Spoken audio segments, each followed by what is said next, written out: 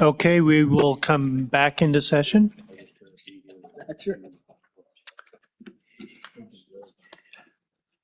I have not learned the rule of chairmanship of never take the afternoon yet, so he's gone into the bullpen here for the afternoon. So next up, we will have the Uniform Law Commission Uniform Mortgage Modification Act. And Josh, you're presenting this, Mr. Anderson?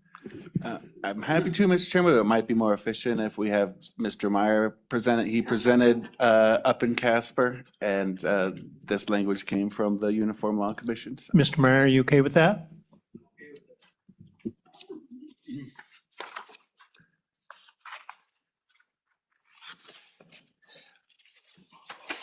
Welcome. Please introduce yourself for the public, and we'll go ahead and present. Thank you, Mr. Chairman, members of the committee. Scott Meyer on behalf of the Uniform Laws Commission and also on behalf of the Wyoming Bankers Association.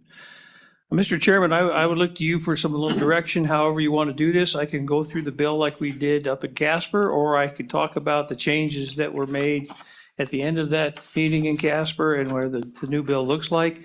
Or any of a combination of those, so whatever the committee would like, I'm willing to do. Maybe a high level, what do you think? Yeah, I think if you want to talk a high level on it and then go into any changes that might have taken place, we'll go for questions. Very good, Mr. Chairman. Well, the bill that's before you is a version of what the Uniform Laws Commission has called the Mortgage Modification Act. And what this does is it clarifies and simplifies the governing law regarding mortgages and modifications. I would tell you that almost every state has something out there about that, but not a lot of them.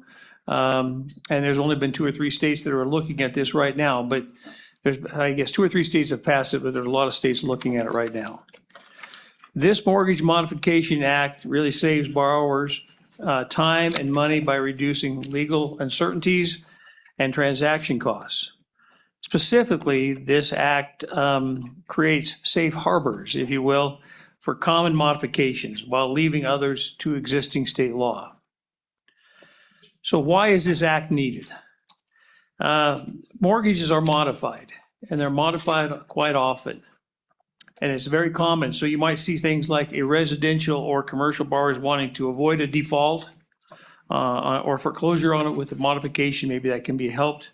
They may want to convert like a construction loan to a permanent loan. Some credit facilities are updated periodically according to the loan agreements, and so this allows them to change the mortgage if that's necessary. And some borrowers may want to increase or change how the monies that they have. And so what this act does basically is say, look, let's figure out what we can have, and let's have some safe harbors out there of what can be changed and what cannot be changed. And the reason we want to do this is we want to make sure we maintain, the lenders want to make sure they maintain their priority. So why is that important? Because if a borrower were to default or go into bankruptcy or something like that, they stop paying, the order of priority on an asset that's used to secure that loan, who gets what, where, and when, first priority they get paid off first, second priority, if there's anything left, gets paid next, and then the same thing down the third. So it's important for all lenders to make sure that they maintain that priority. The problems exist if we don't have this kind of statute is because what we have then is we have a question of whether we want to make a minor change to the mortgage agreement. And then the first lien holder says, look, I'll be willing to help you out. Like, let's say we want to lower interest rates. And typically that's probably one of the biggest ones as you see right now in our current situation on the national level, interest rates came down in September. There's a question whether they'll come down yet again later on. I wouldn't bet on it, but I'll tell you right now that if they did that, people be wanting to redo those mortgages that they've had before when interest rates were higher. So what happens then is that the lender that has that first priority will contact junior lien holders and say, I'd like to make this change. Most of the time, I'd say about half the time, they say, okay, fine. But there's a good chunk of the time when they say no for no reason. Or I will, but you're going to pay me a lot of money. We're going to hold it ransom. And that just is unfair to everybody that's involved because you're really trying to help the borrower. So with that kind of a background, Mr. Chairman, I'll tell you that this safe harbor does a couple things to fix that. We want to make sure that if we do this change to the mortgage for the benefit of the borrowers, the mortgage continues to secure that obligation as it's changed. And we don't want to affect the priority of those things. And we want to make sure that regardless of what happens, that whether the mortgage modification, whether it needs to be recorded, and then this act does just that, talks about that. And we want to make sure that this is not something new. It's not a brand new loan. We're not going to jump ahead of somebody. The idea is that when you go through these things, at least with the courts, they look at that and say, will the junior lien holder be hurt? And so that's why we have these items under 343104A that talks about here, or B, these are the safe harbors that we have. And so the extension of a maturity date of the obligation, or a decrease in the interest rates, or changes of how we calculate interest, or changes in how we look at unpaid balances, or whether these things need to be capitalized and let you start over, we'll just have a bigger amount. Things that we have to deal with, and we're seeing more and more of that lately in today's economy. We want to make sure that we help the borrowers, but we also want to make sure we help the lenders make that happen without causing that loss of priority. Mortgages that are outside of this act are not affected. The law is still the law. So things that you might see in there that you can't add more collateral that's going to subject maybe the junior lien holder to maybe a risk of loss at some point in time. Or your changes in who's the guarantor, if there is one. Or transfers the loan to somebody else. Those things are still, Wyoming law still applies. This act does not do that. This only does those safe harbor areas to help maintain that priority for the lien holder.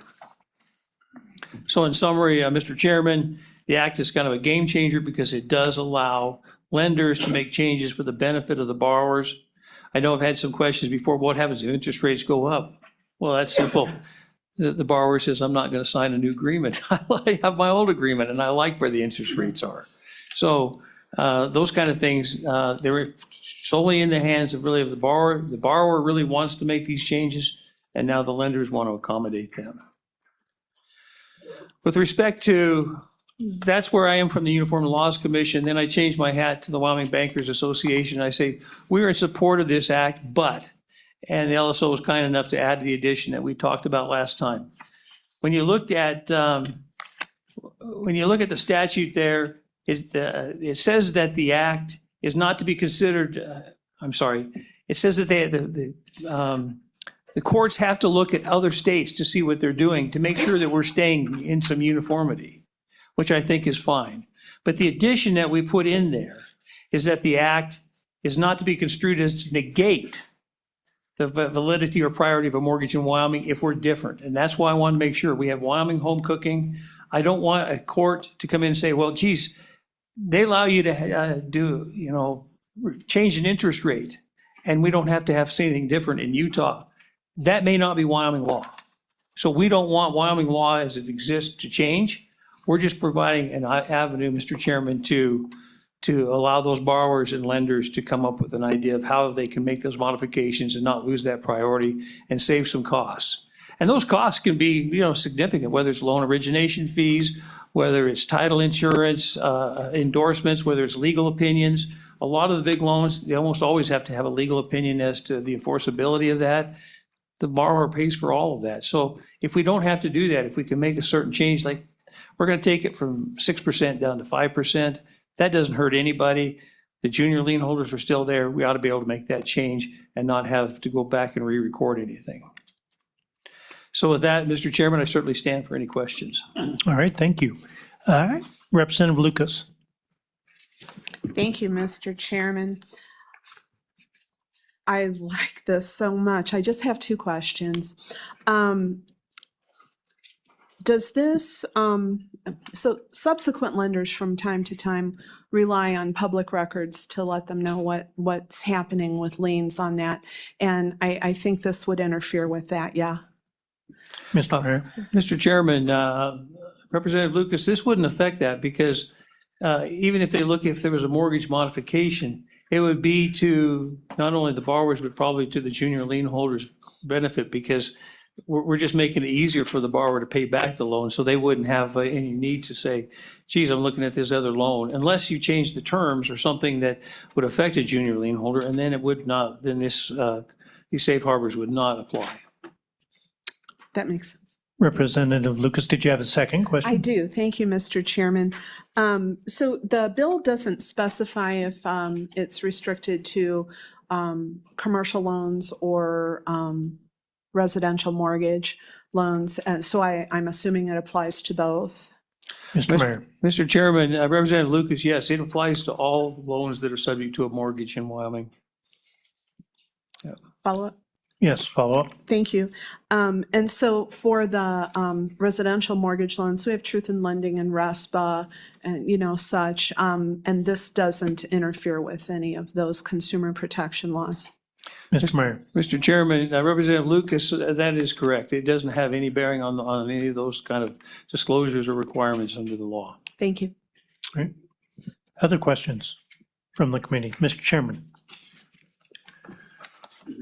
Does this only apply to new mortgages after the effective the date of the act, or does it retroactive?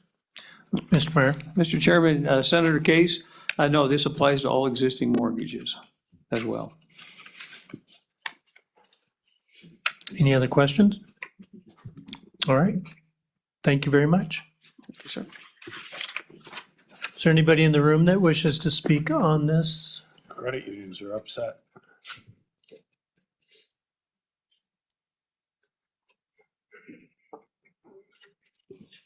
Thank you, Mr. Chairman. Bobby Frank, on behalf of Wyoming's credit unions, we support the bill.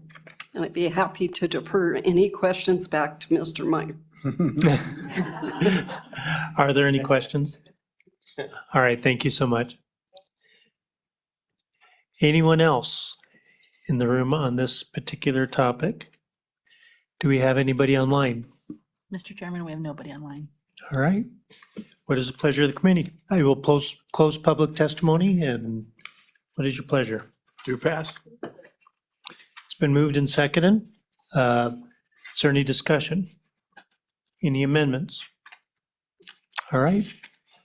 Will you please poll the committee on 26 LSO 0150 working draft? Senator Boner excused. Senator Dockstader. Senator Landon. Aye. Senator Steinmetz. Aye. Representative Brown. Aye. Representative Heft. Aye. Representative Johnson. Aye. Representative Locke. Aye. Representative Lucas. Representative Webb. Aye. Representative Weber. Aye. Representative Yin. Aye. Co-Chairman Case. Aye. Chairman Knapp. Aye. 13 aye. I commend you, Mr. Chairman. You're just out of the bullpen, you're fresh, and you already made up We a have a half an hour. unanimous. All right, next up, we will have the elected officials' public funds. And we'll have Josh Anderson from LSO to explain this bill.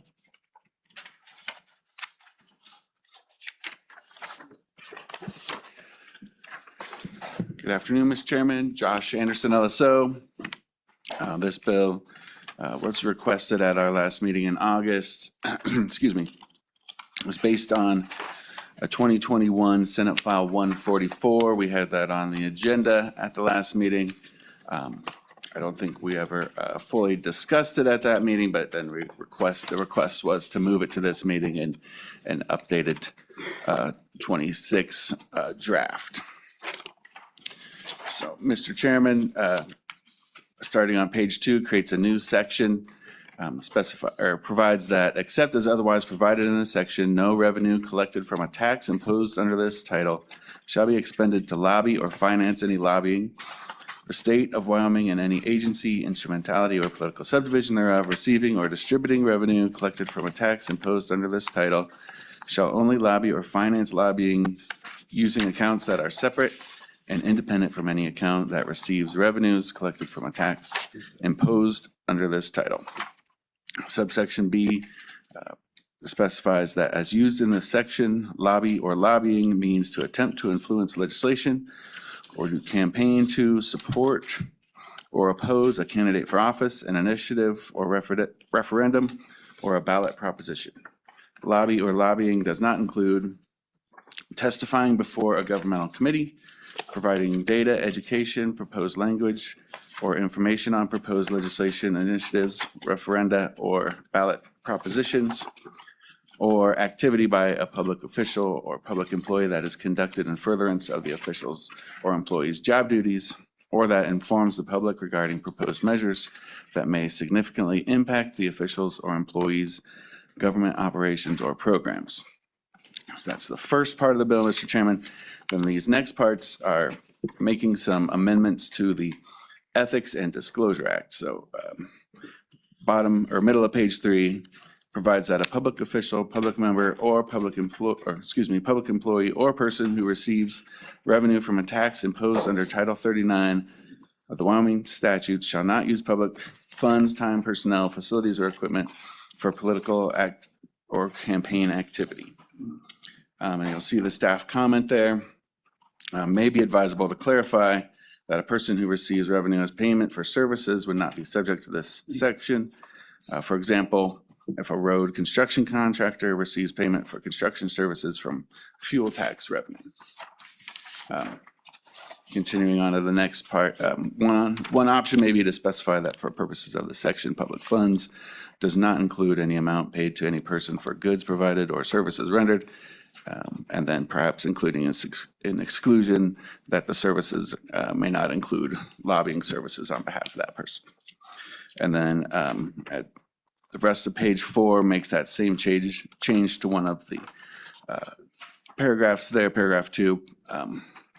An exception that if it's properly incidental to another activity required or authorized by law and the public official, public employee, public member, or other person who receives revenue from a tax imposed under Title 39 allocates and reimburses the governmental entity for additional costs incurred for that portion of the activity not required or authorized by law.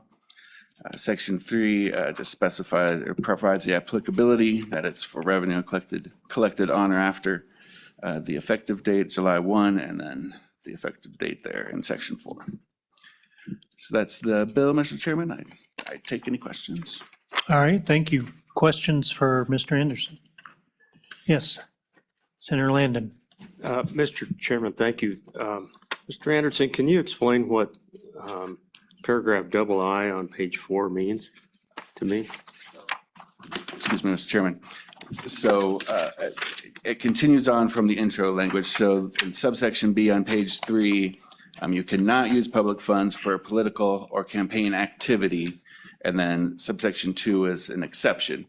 So one of the exceptions, that's unless that use is incidental to another activity required or authorized by law, and the public official reimburses the governmental entity for that expenditure.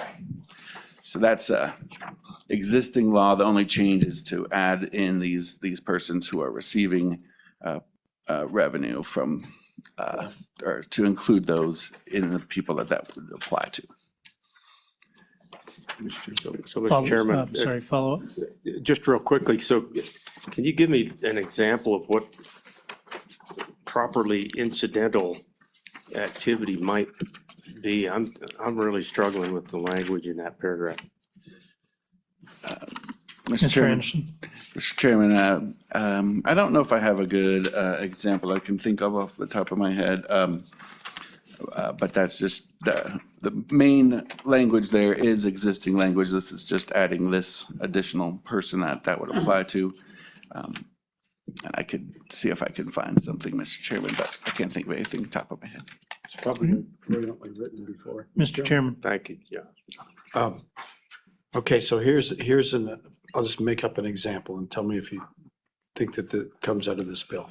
The county commissioners are meeting today. It's a three-member commissioners, and they talk about what's happening at this committee and say we're meeting tomorrow. So they decide that one of them's going to come down and talk to us in person and drive down. And would that be lobbying?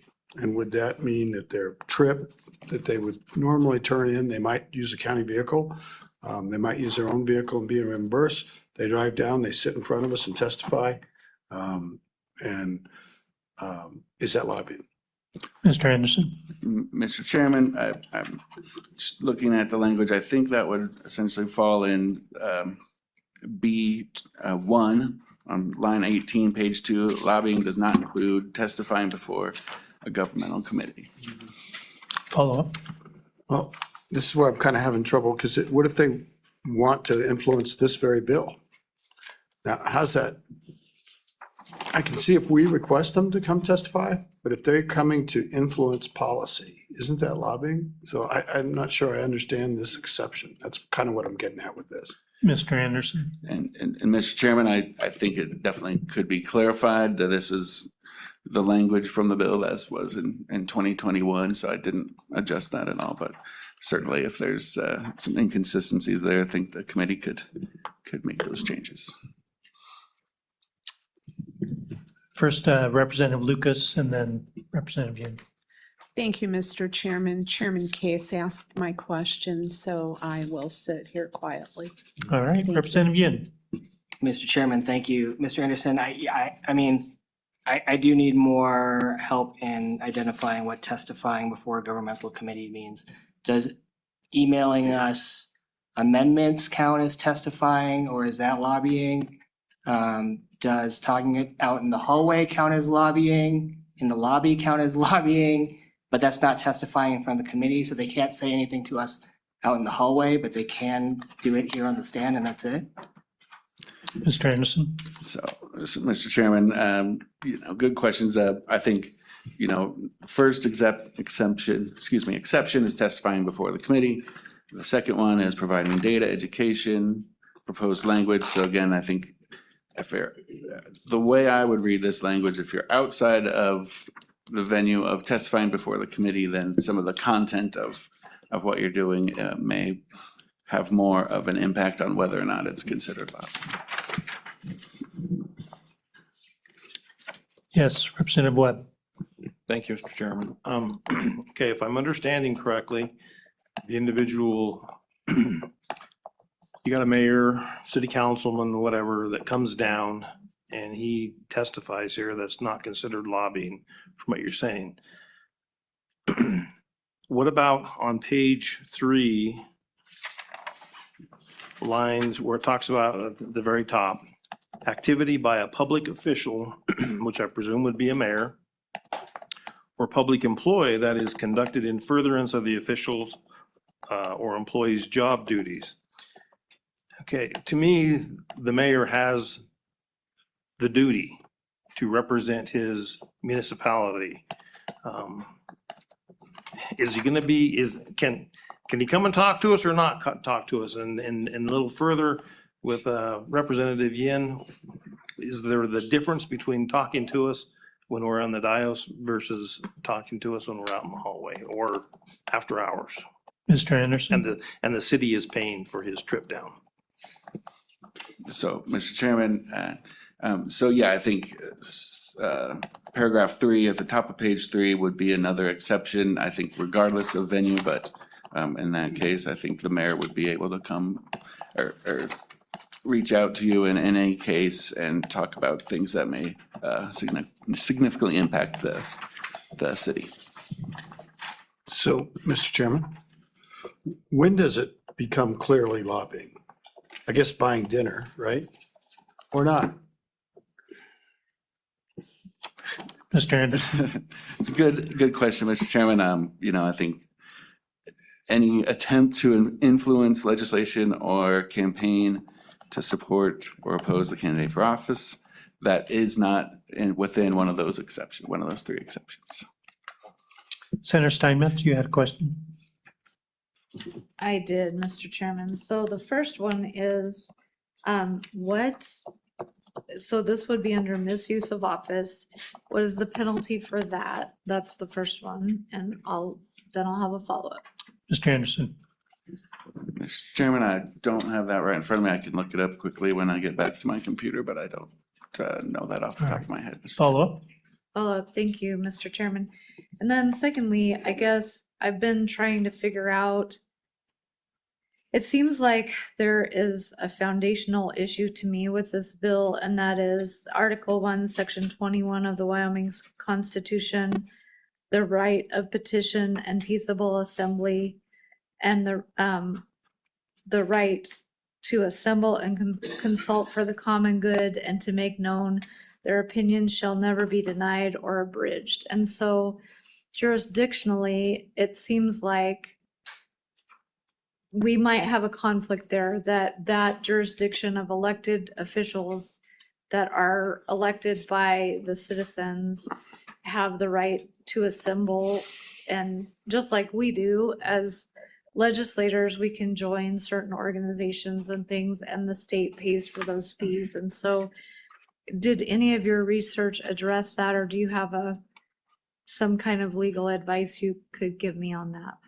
Mr. Anderson, Mr. Chairman, we did do some looking into that. I think there's some arguments that could be made on both sides of that. I can, if the committee would like, I can certainly work up a memo for you on that issue.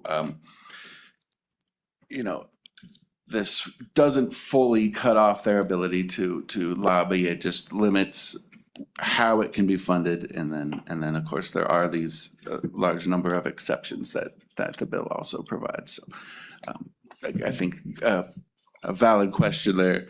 I don't know that there's a super clear answer, but I can certainly get back to the committee with it. Thank you. Representative Yin. So, Mr. Chairman, Josh, most of our agency directors are members of national organizations. Our top 5 are members of national organizations. We're members of national organizations. These organizations issue policy resolutions. Do those count as lobbying? I'm sorry, because I mean, you're the lawyer, so trying to find boundaries here of what is or is not illegal, I think is really important. And we all realize, Mr. Chairman, Mr. Anderson is our staff. He's not promoting this. And he's probably not enjoying this. Mr. Anderson. Yes, Mr. Chairman, yes, thank you for the question. Yeah, I think there are some questions there as to, would that be lobbying under this definition or not? I think it would come down to a pretty fine point of what the statement is being issued by that organization, and is that being done on behalf of this specific person or not? I think there are some open questions to the way this is drafted, Mr. Chairman. Mr. Chairman. Yes, Senator Landon. Mr. Chairman, thank you. I had the same concern that the good senator from Torrington had. And part of your answer was that we're not prohibiting lobbying. And I'm trying to get my arms around that one, because I guess if a mayor or an association of rural water individual shows up at a meeting and lobbies me and then just says, I'm doing it on my own dime, is that what you mean? Mr. Anderson. So, Mr. Chairman, this is specific to funds collected from a tax imposed under Title 39. So if they have funds that are collected in some manner outside of Title 39, those would not be prohibited. And then also, again, those exceptions we talked about would be allowed regardless of where those funds come from. Senator Dockstader. Thank you, Mr. Chairman. I was just going to ask for a little more clarification on that 39 so that we understand it better. I'm thinking of the countless times I would meet with my local officials, both town and county. Quite often it's over a dinner. Is that a conflict? I'll make them pay for dinner because I used my own pickup and gas and they used a county car to get there. Yeah. So a little more thought on that 39. Mr. Anderson? So, Mr. Chairman, the way the bill is drafted, it said, they shall only lobby or finance lobbying using accounts that are separate and independent from any account that receives revenues collected from a tax imposed under Title 39. So, and again, you know, whether a dinner would be lobbying, I guess it would also depend on the context of the dinner as well, Mr. Chairman.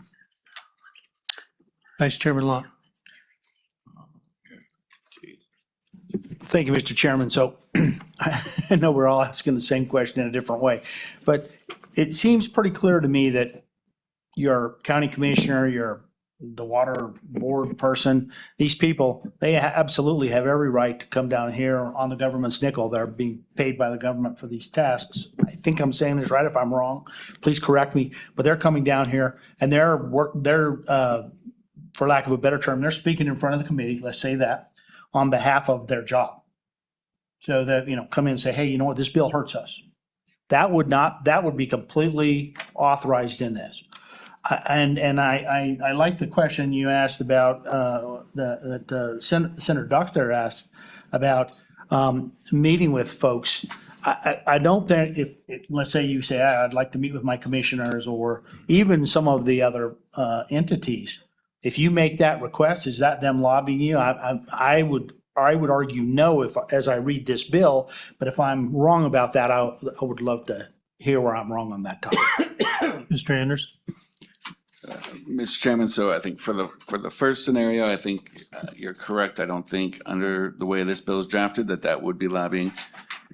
The second one, again, it depends whether, you know, that dinner would be an attempt to influence legislation, for example, and whether that would meet that. And who would determine that, I guess. I don't exactly know, but that would be, you know, the question in that scenario. Follow up? All right, any other questions? Yes, Representative Johnson. Thank you, Chairman Knapp. Geez, it's been a long day. We switched off on you. If there was an association that took state funds to lobby and those, that same association gave to a political action committee or a campaign of a official running for office, would that be allowed in this law? Mr. Anderson? So I think, Mr. Chairman, I don't know if I'm fully following the question. If you were using funds to pay for an association and that association provided money to a candidate, is that the question? Would you clarify your question, Yeah, Representative? that association gave money to a PAC, political action committee, or a candidate for office. You'd be using state funds, funneling through the association to a political action committee or a campaign. Thank you.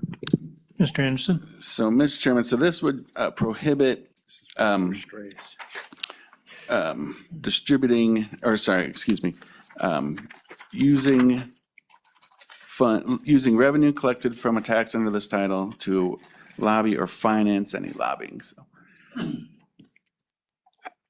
I guess you would have to show if the money was, you know, essentially provided for that purpose or not. Or, I mean, I think it would depend in large way on why that money was provided to that in that first step, if that was lobbying or not, or if it was provided specifically for the purpose of financing that additional political action committee. All right, any other questions? Representative Lucas?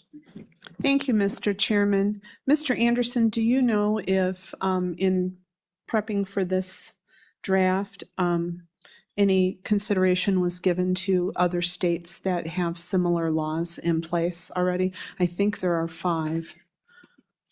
Mr. Anderson? Mr. Chairman, I did not look at any other states.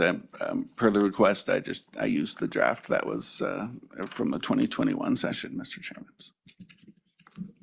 Yes.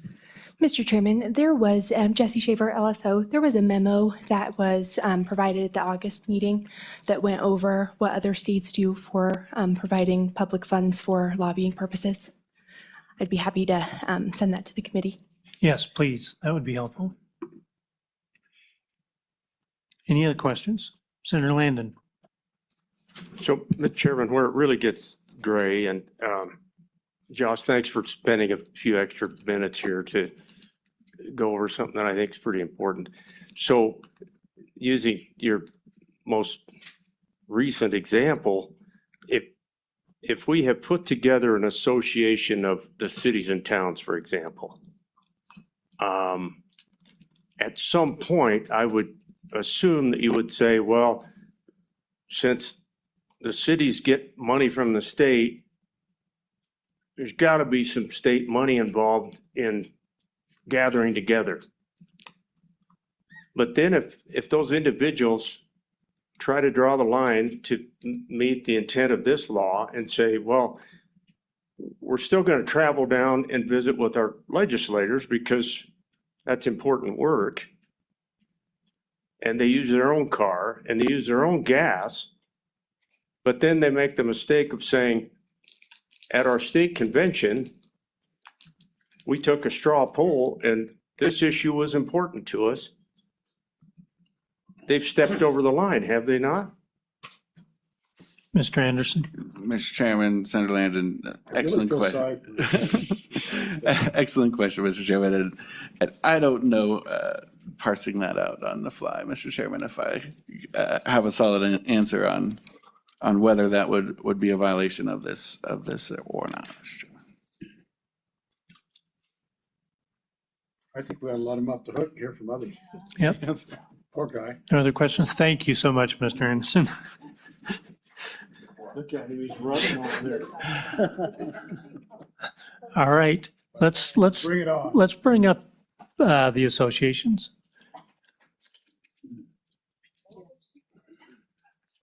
WCCA and WAM.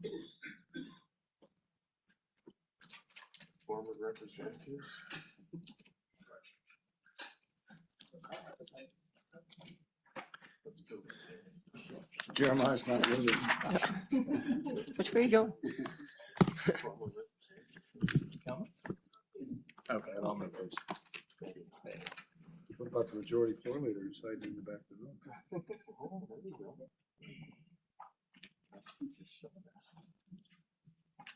Wonder why she's here. I can kick us off, Mr. Chairman, if that's okay, while I Sure. wait for my friend here. Mr. Chairman, members of the committee, my name is Ashley Harpstreet, Executive Director of Wyoming Association of Municipalities. Today, I'm just going to give you a brief overview of our organization, how we're set up, and our intent and our advocacy efforts. I do have a lot of members that are online that would like to testify as they're juggling running municipalities, and most of them are working mayors. It's hard for them to travel down here. I do have our president of our board, Mr. Mayor Matt Murdoch of Pinedale, that will give you more context to our thoughts on this bill. As a 501c4 private nonprofit association, WAM has been this foundation of support for all of Wyoming's 99 municipalities since its organization in 1928. WAM plays a pivotal role in providing vital educational resources that enhance the capabilities of all local leaders. With a mission created and centered on advocating for the collective interests of all of our cities and towns, we tirelessly promote policies that prioritize local decision-making, ensure the voices of 68% of the citizens who reside within these communities are heard and respected. Through our efforts, WAM not only fosters a spirit of collaboration among municipalities, noting I have 99 of them, but also inspires a brighter, more engaged future for all residents and all businesses in Wyoming. WAM is not a government entity. We are not created by statute. We do not exercise sovereign power.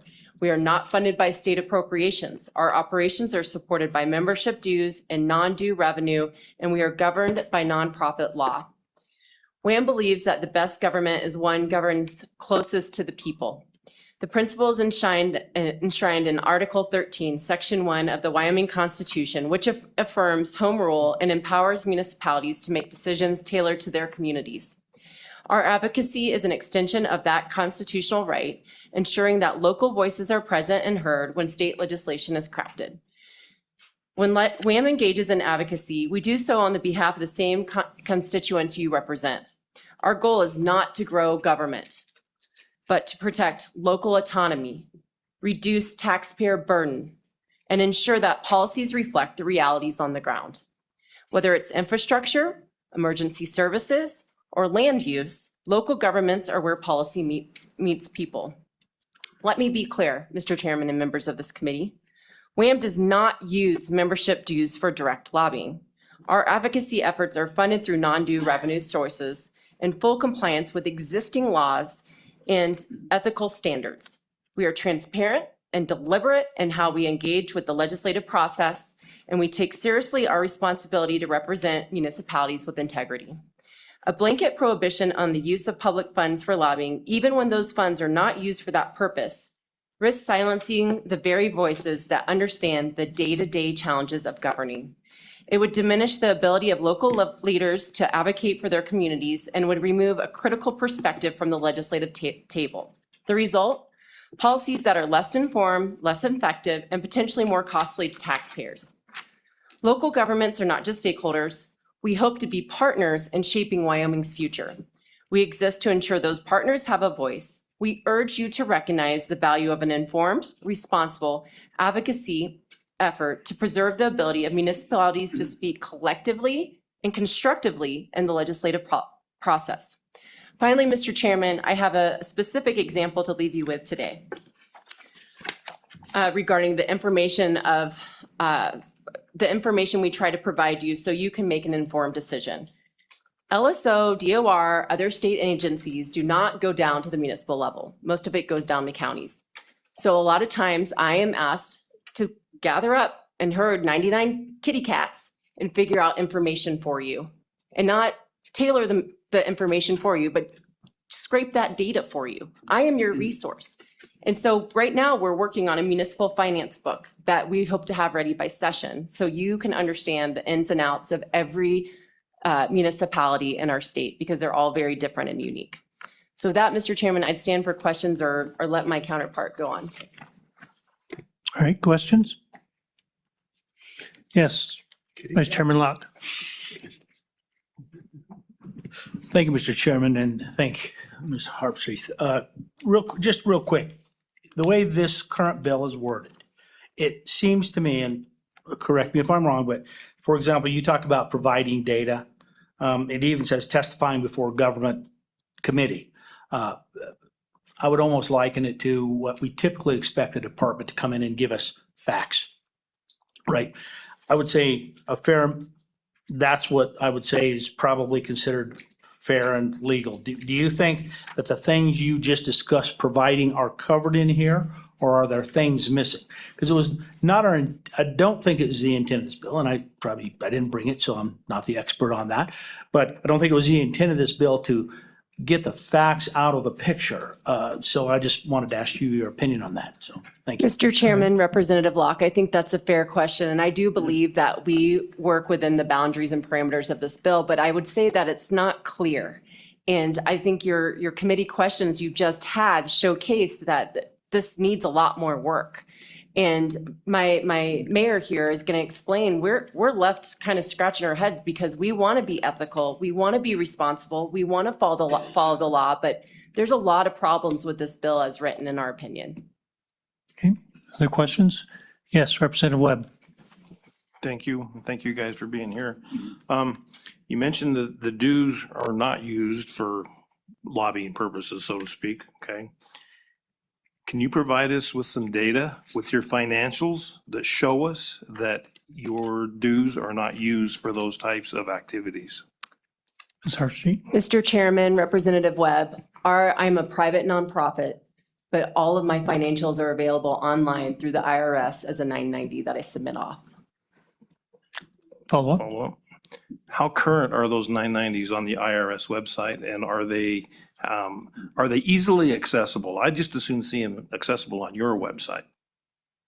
Ms. Mr. Herbstreit? Chairman, Representative Webb, that is a policy decision that my board of directors will have to decide if they would like to do. But as of right now, anybody can be access the 990s. I can tell you that it's very simple in our budget of how we delineate what our advocacy efforts are and the non-due revenue comes in. It's very separated. So much so that, we're debating on putting our dues revenue into a 501c3 so it stays strictly to touch education. Because there's other parts of our organization, if that makes sense. Representative Johnson? Thank you, Chairman. And I just want to say that I don't believe this law affects you. I think you do an excellent job of stretching the towns and municipalities that you represent. You if you could just give us an idea of how many towns you represent and what you do. I mean, you will go for all around the state and get the issues that are concerning those municipalities and then come to us. I don't think, in my idea, I don't think this law affects you. But just tell us how your WHAM works, if you could, please. Thank you. Ms. Herbstreit? Mr. Chairman, Representative Johnson, thank you for that question. So we really pride ourselves in a grassroots efforts and a transparent process of how we decide policy positions when it comes to the legislature. And actually, we got a lot of issues. It's not just with you guys, just in general of making sure we're providing good governance for our membership. But when it comes to legislative policy, we are divided in 6 regions. The regions decide on who their legislative leadership committee chairperson is going to be, and they vote on that. All the regions meet regularly to discuss what's bubbling up, and then that grassroots representative comes to the big body and says, here are the problems. A lot of the times they're all overlapped and they're kind of facing similar issues. We decide, because you don't want my laundry list of all of our issues to come, what are like the top 3 to 5 priorities that we want to discuss this next session? And then obviously if there's a couple of little ones on the side that we see that you have interest in, we might shift gears. But all of this is through our legislative leadership committee that meets regularly to discuss. We also meet regularly during the interim to keep up with what you guys are doing. And then during session, because we're still waiting on bills to be jacketed, as soon as you guys get bills, we'll decide where we are on the bills. And we almost don't even want to say a support or oppose. It's just more about a green light, this makes sense for us, or red light, this is harmful to how we operate. And so we want to make sure you can see where we are on all these policies. And I hate bringing this up, so don't chastise me on this, but the gun bill was a great example. We had that on our website. We love guns. Let me be very clear. That's not the problem. The problem is when we come to local decision making and the constitution of our local authority, we just didn't want you telling us what to do, just like you don't like the feds telling you what to do. And so that's why we opposed that bill. But we wanted to be very clear. We love guns. We just don't like the way that we're attacking this issue. And so I'm trying to be as transparent as possible of where we stand on positions, putting it on our website. And there's dissent from time to time with our members, and they'll come. I have 2 very special communities, one in the Northwest and one in the Southeast, that has a lot of legislation crafted specifically for them. And they come on their own to talk about their specific issues because it doesn't affect 98 others. But I think it's very valuable, a good use of time for me to be able to come and say, hey, we collectively have flushed, cussed, and discussed and come to a point of agreement, which in itself I should get a prize for, because this is not an easy lift, what Jeremiah and I have to do to navigate between a wide variety of needs. And everyone has a voice in the process. Follow up? I just want to bring the point that if every one of those individual municipalities were to come to lobby like you do, that would cost them quite a bit more money. So I'm saying that the taxpayers are concerned about how their money is being spent. And I think that the WHAM associate, the municipalities that are in WHAM are spending their money wisely if they had to come here individually. And so that's the way I understand WHAM. Thank you. Mr. Chairman, Representative Johnson, I think it'd be helpful if we move on to some of my membership's testimony, because I think they have great examples on how that benefits and pays forward. All right, any other questions before we move on? All right, Well, Mr. Chairman. thank you, Mr. Chairman. So just in terms of how this bill might impact the description we just heard, when your members have those regional groups, they get together, WHAM's not paying for that. That's not coming out of the WHAM budget. That's public funds. They get in the car and they go. And so those regional groups would be preparing to present positions. So that's possibly lobbying. If they were to come and sit in front of this committee, in a committee setting, there's an exception for that. But to walk upstairs and say, hey, can you meet me in the lobby this afternoon and follow up? And can you prepare a handout for this? Or can you have your staff do it this way and bring a handout up there? All of a sudden, that's not covered by the exception. This is really sticky. Just using this point, and they could use, not be using,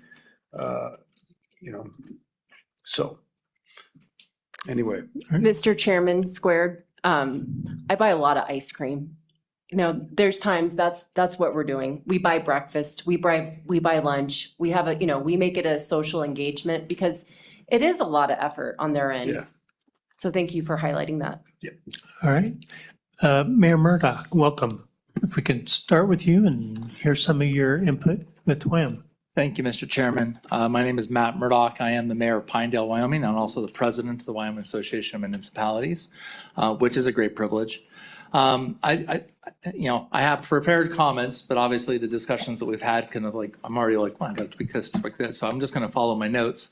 But I will add real quickly, Mr. Chairman, to Representative Johnson, WHAM is not just about advocacy and making certain the policies are taken care of on a state level or on a local level. It's about education. It's about equipping mayors and council members and clerks and treasurers on how to do their job better.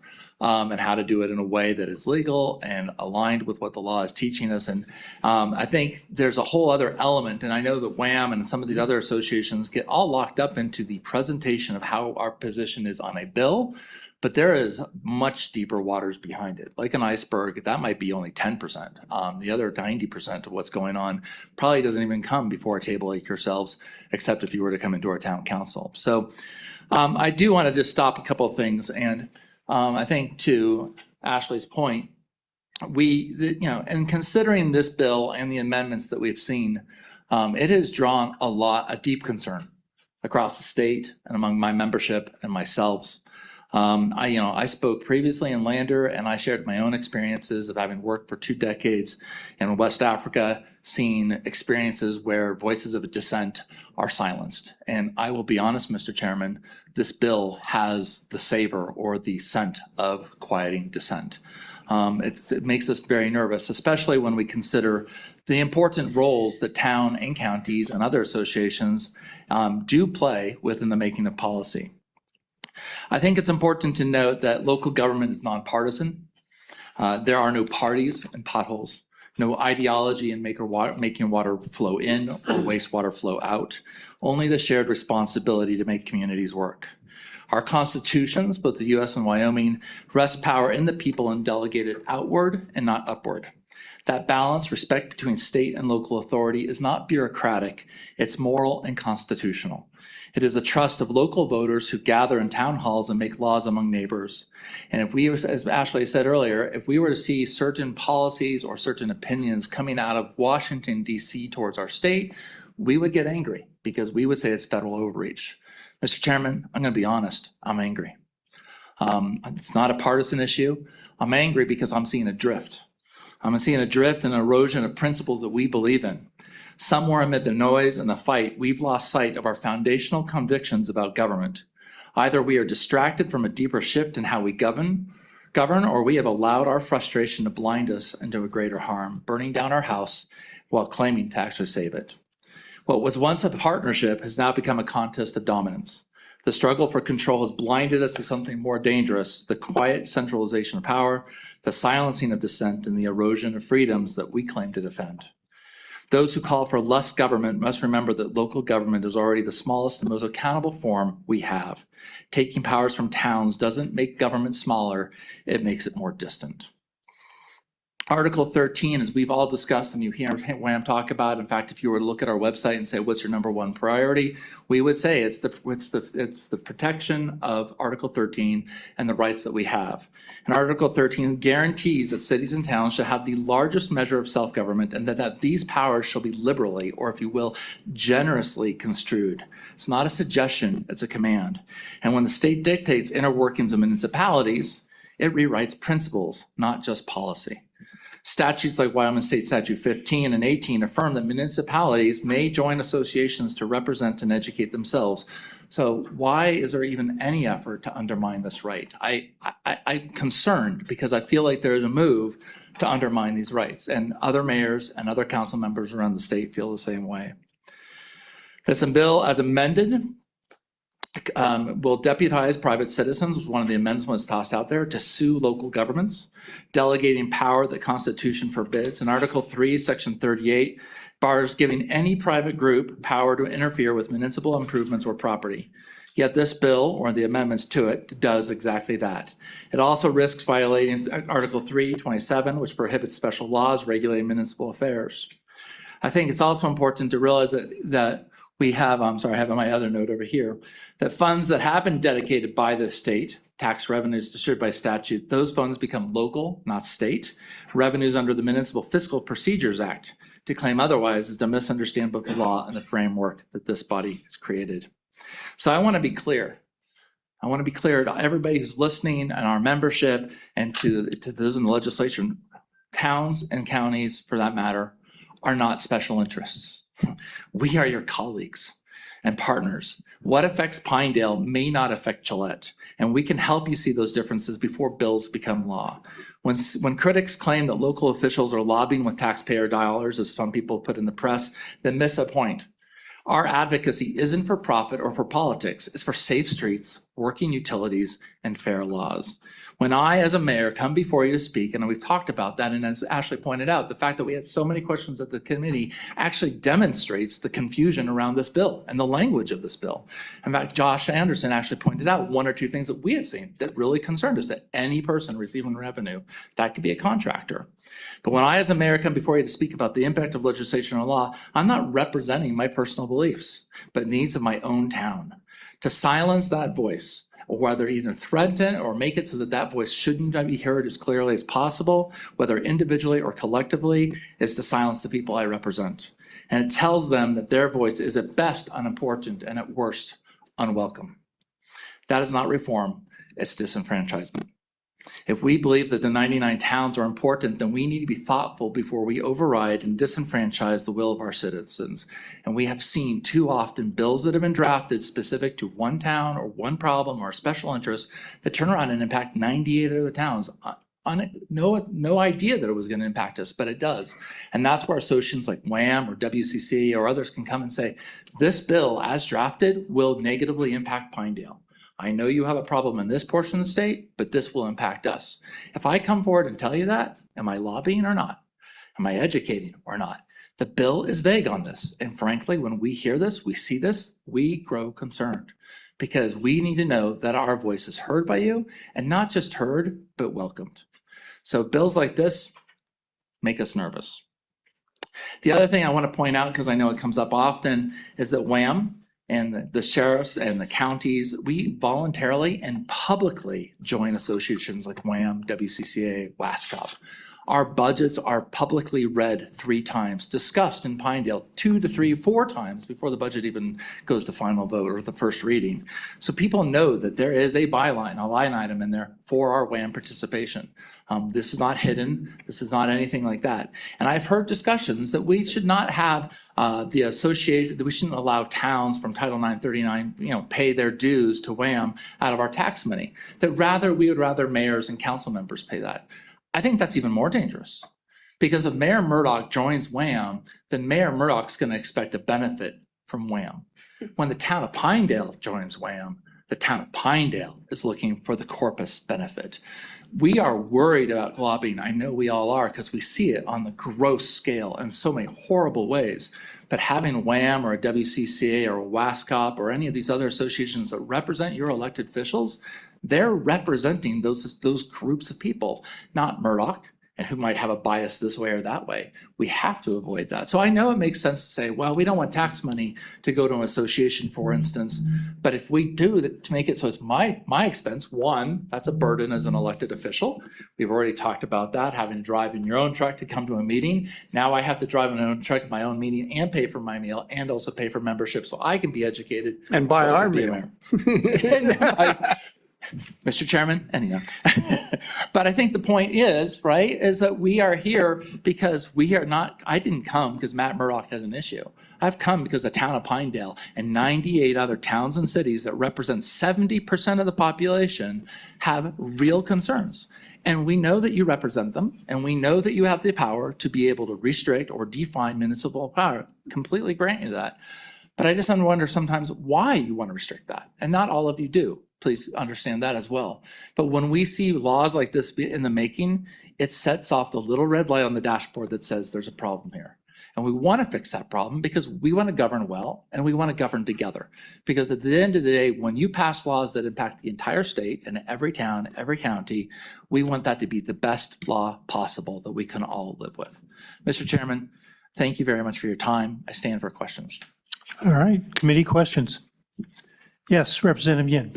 Mr. Chairman, Mr. Mayor, so, you know, I've heard some people say, why don't you just get private funds to pay for WHAM? Do you worry that asking for corporate donations actually muddles the voice of WHAM? Because now you have to, I mean, clearly people who have private donations want some benefit if they're giving a private donation. Mayor Murdock. Mr. Chairman, Representative Yin, that is a really great question.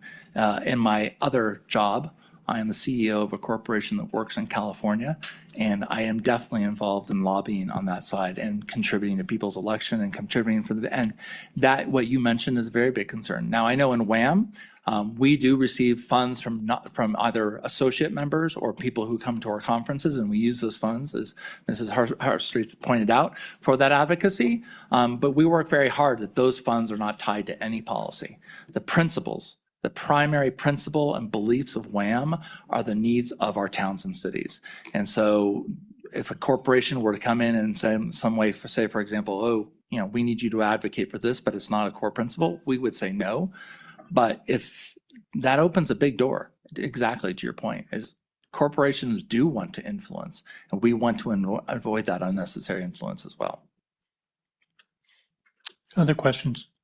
Yes, Representative Webb. Thank you, Mr. Chairman. Mine's more just a comment, and it goes to all of you, not just to WHAM. But if you've heard me talk and I've talked to you individually, you know that I'm a huge advocate of transparency. That's what I'm hearing from the people, is they want transparency from you, and they don't feel like we're getting that transparency. Local control is good. There's no doubt about it. But there's also who oversees local control. Where does that responsibility lie? And I think that's why people are sometimes coming to us, because they don't feel they can go to the local people, to the municipality or whatever, to get those answers. So thank you. Mr. Mayor. Representative Webb, that is a really excellent point. And I would actually love to follow up with a question to understand where those concerns are. I do know, for example, in the town of Pinedale, we have a very open town council meetings. We meet at 5 o'clock every other Monday, and anyone can speak. And we don't have a limit on time. We don't limit it if you're a resident in Pinedale or not a resident of Pinedale. We look at Pinedale, for example, as kind of 82941, which is about 4,000 so people in that area. So we do have people that are outside of the town who come and express their opinion. But at the end of the day, my job as a mayor is to represent those who elected me, obviously to the greater good as I can within the county. But I think there are some times where you might be receiving complaints for people who live outside of towns who are not happy with a policy that might have been discussed, debated for multiple weeks. And I could think of a couple of topics in Pinedale, and I've already been in the headlines multiple times on those issues. I could think of those issues where people who didn't live in town feel like, well, you didn't listen to us. And at the end of the day, my responsibility is to govern that. So there is that check and balances. We follow it. Legislature follows it. The courts follow it. The Constitution oversees that. And again, we have public meetings and media that when I step outside of the white line, Yeah, the word is there. So I would be interested to hear, where people feel that the transparency is lacking, at least on the cities and towns, because I feel like from our perspective, we're pretty transparent. I am an open book, personally. Other questions? Yes, follow up, Mr. Representative Thank you. Webb. And remember, I'm not talking to you specifically. I'm talking about this whole general topic that we're talking about. And let's all work towards transparency. Thank you. So I have a question. Can you describe, because cities, towns are a little bit different, can you describe your other revenue streams that don't involve tax money? For the towns, Yes. so as you know, we have enterprise funds. So for example, the town of Pinedale has a water enterprise fund, a wastewater enterprise fund. We have those, these are usage fees. Some towns actually have surface water as a usage fee, and those are areas where they're not a tax, but they're based on the use of what is going on. Other examples of revenue that are not Title 39, at least in the town of Pinedale, are pretty limited. I don't know if lodging tax would fall under that. I don't, maybe Representative Yin, but it does. Okay, there you go. Have to go back into there by statute. Fund that infrastructure. Yeah, and those, to be very clear, enterprise funds and those fees go right back into it. So I cannot use general fund money to pay for my water or sewer, and I can't use water or sewer money to pay for anything else on that side. So those monies are siloed. We run our enterprise funds pretty much like a business, and it's a profit or loss, which is one of the challenges, where, for example, the town of Pinedale is considering a $50 million wastewater facility that has to go in. We're projected in Pinedale for a population to grow from 2,100 to 4,000 in the next 15 years. Where do I get $50 million? And I cannot use general funds money. I have to put that directly. So that means my users' water fees are now going to go from 65 to 95. But that's how we run. We try to keep things tight and in line, and and then we have audits on a regular basis, and those are readily available to Representative Webb's points. For example, the town of Pinedale's audits are online, and people can find them, whether they be federal or state. All right. Other questions? Representative Hoff. Thank you, Mr. Chairman. And thank you, Mr. Mayor, for coming. I guess I'm a little bit perplexed on the pushback on this because it deals with just using public funds. How does that prevent you from doing what you've been doing? Mr. Mayor. Yeah, I thank you, Mr. Chairman, Representative Hoff. Part one of my answer is, I think we already demonstrated the first 10 minutes or 15 minutes of this meeting. There's a lot of confusion about actually what that means. If you're confused as the authors of this bill, can you imagine what we as the 99 towns or counties are looking at this? What does this mean? Two, we do use, for example, the town of Pinedale out of its general fund pays our WHAM dues. If this suddenly became illegal, that we couldn't use town of Pinedale tax Title 39 funds to pay dues into WHAM, regardless that those funds might not even go into advocacy, but are staying into the education fund, that could be a problem. We are members of multiple associations, Wyoming Association of Rural Waters, and then you have other associations. So this is, I think to Representative Webb's point, there's like nearly 100 associations in the state that this law could potentially impact. WHAM we can survive, if that makes sense. We can say, okay, our funds for advocacy are going to come from our associate members and people who come to our conferences, and we're going to use all our member dues uniquely into education. But there are 90 other associations that are going to take a hit. And I suspect if you look online, there's a lot of them ready to talk to you as soon as I'm done. So it's vague. And two, it becomes in question because at the end of the day, we want to uphold the law and we want to be exactly with what is described by what you pass.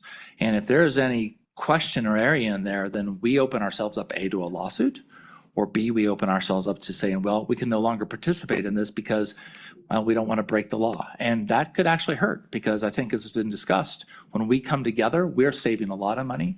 We're actually jointly working together and it gets the message across. And I think as Chairman Case pointed out last time we were in Lander, you don't have to hear from 99 mayors. You can hear from 5 or 10 of us. Do we have to hear from 99 members today? Mr. Chairman, I told them all to sign up. All right, well, let's if there's no other questions, let's move on to the County Commissioners Association. And then your members, as we go, can come up and testify, obviously. So thank you, Mr. Mayor. Mr. Chairman.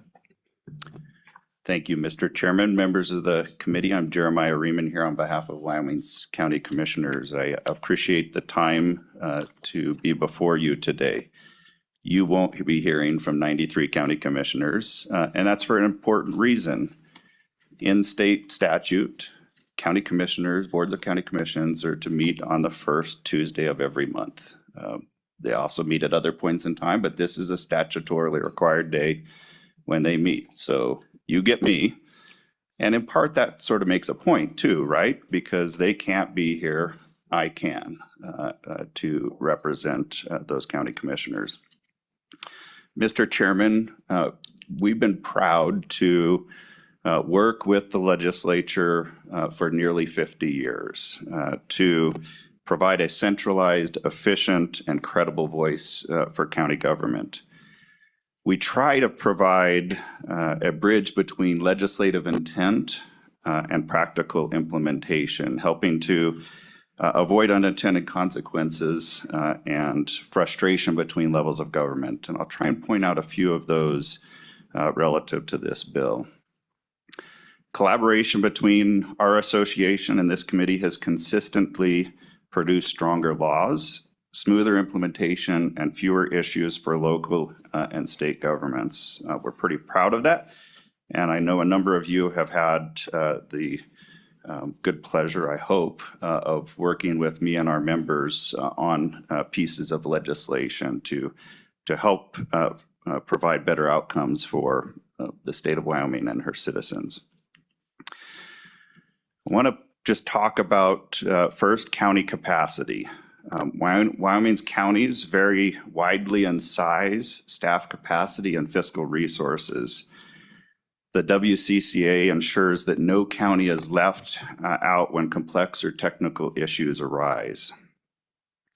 I'll just bring up one issue that we saw this summer, and that was in the Transportation Committee. They were looking at indigent burials.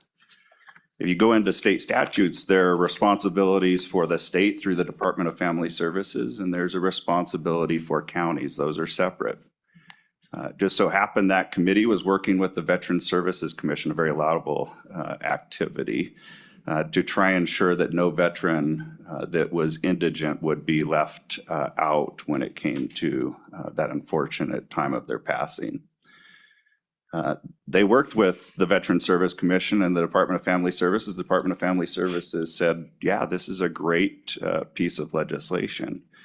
If it hadn't been for the fact that I know those statutes quite well, worked with you all just a few years ago to ensure that there were resources for both the Department of Family Services and counties, it actually would have meant a cost shift from responsibility of the Department of Family Services to local counties.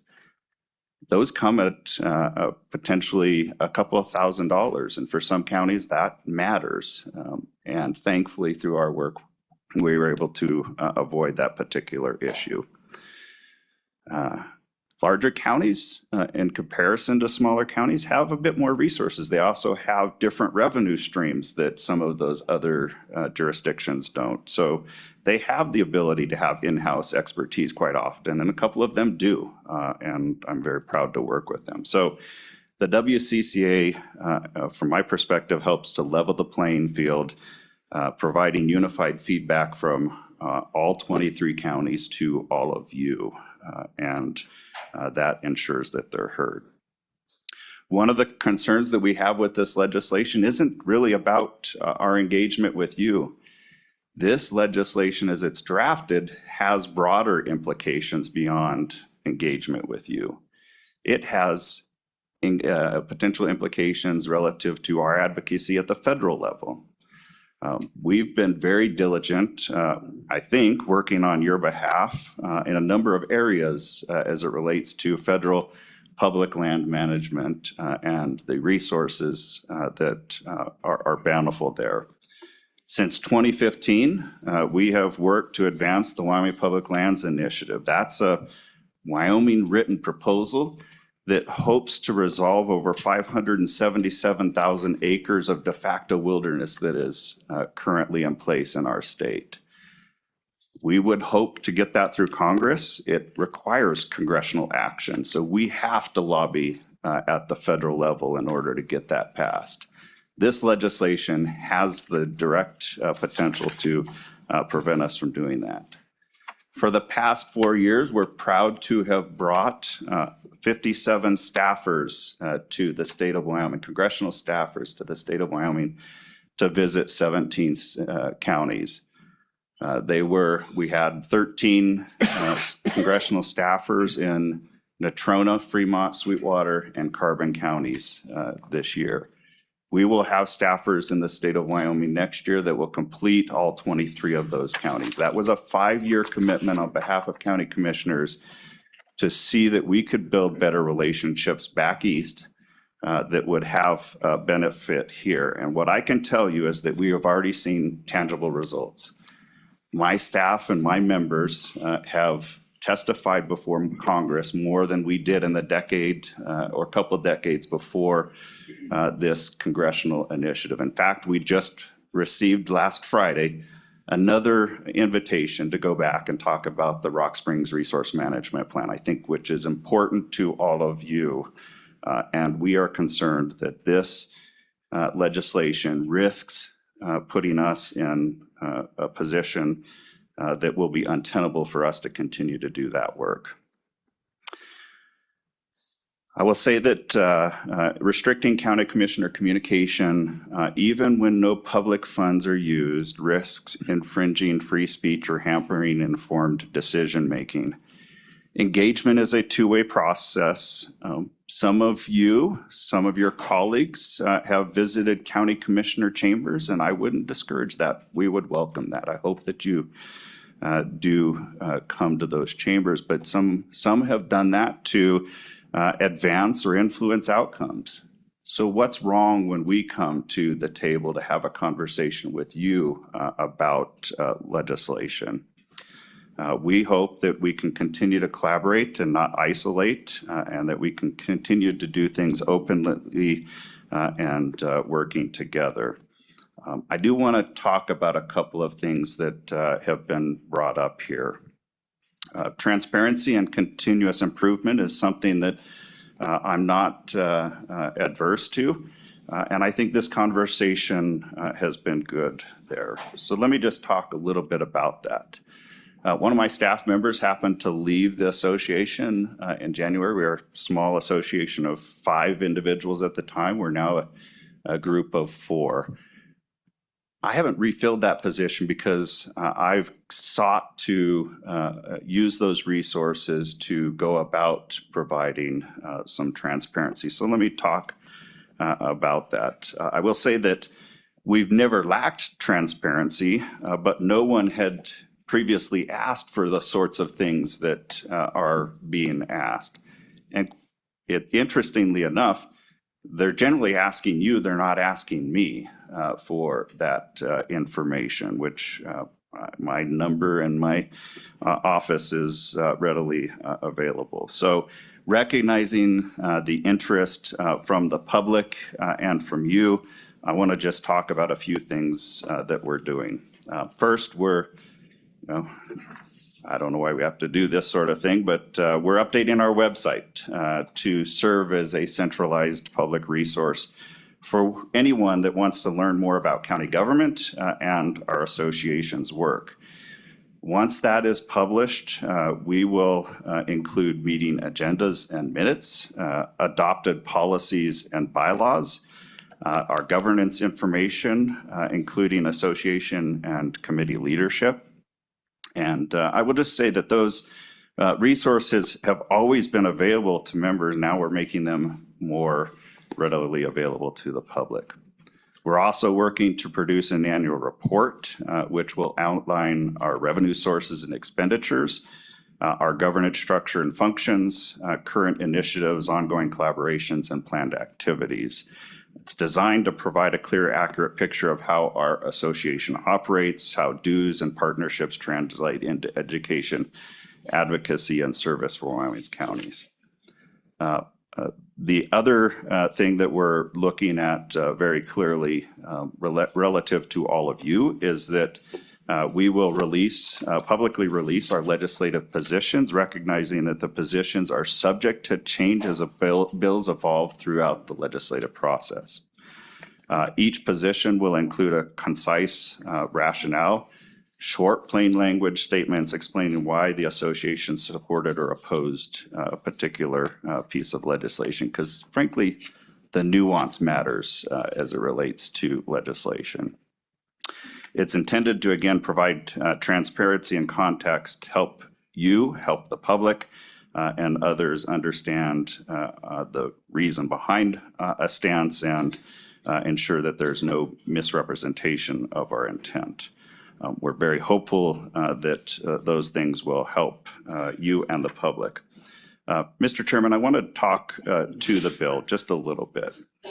And Representative Hafe, to your point, I think I got that wrong, heft. I told you I have a friend that is the opposite, and so I apologize. Mr. Chairman, what concerns us about this bill, as you sort of pointed out, we for years have used other funds to pay for a significant portion of my salary. So we could in good conscience tell you that we weren't using public funds for our legislative and lobbying activities. So this legislation, by and large, says we can continue to do that and won't be impeded from doing that. That's the WCCA, that's me.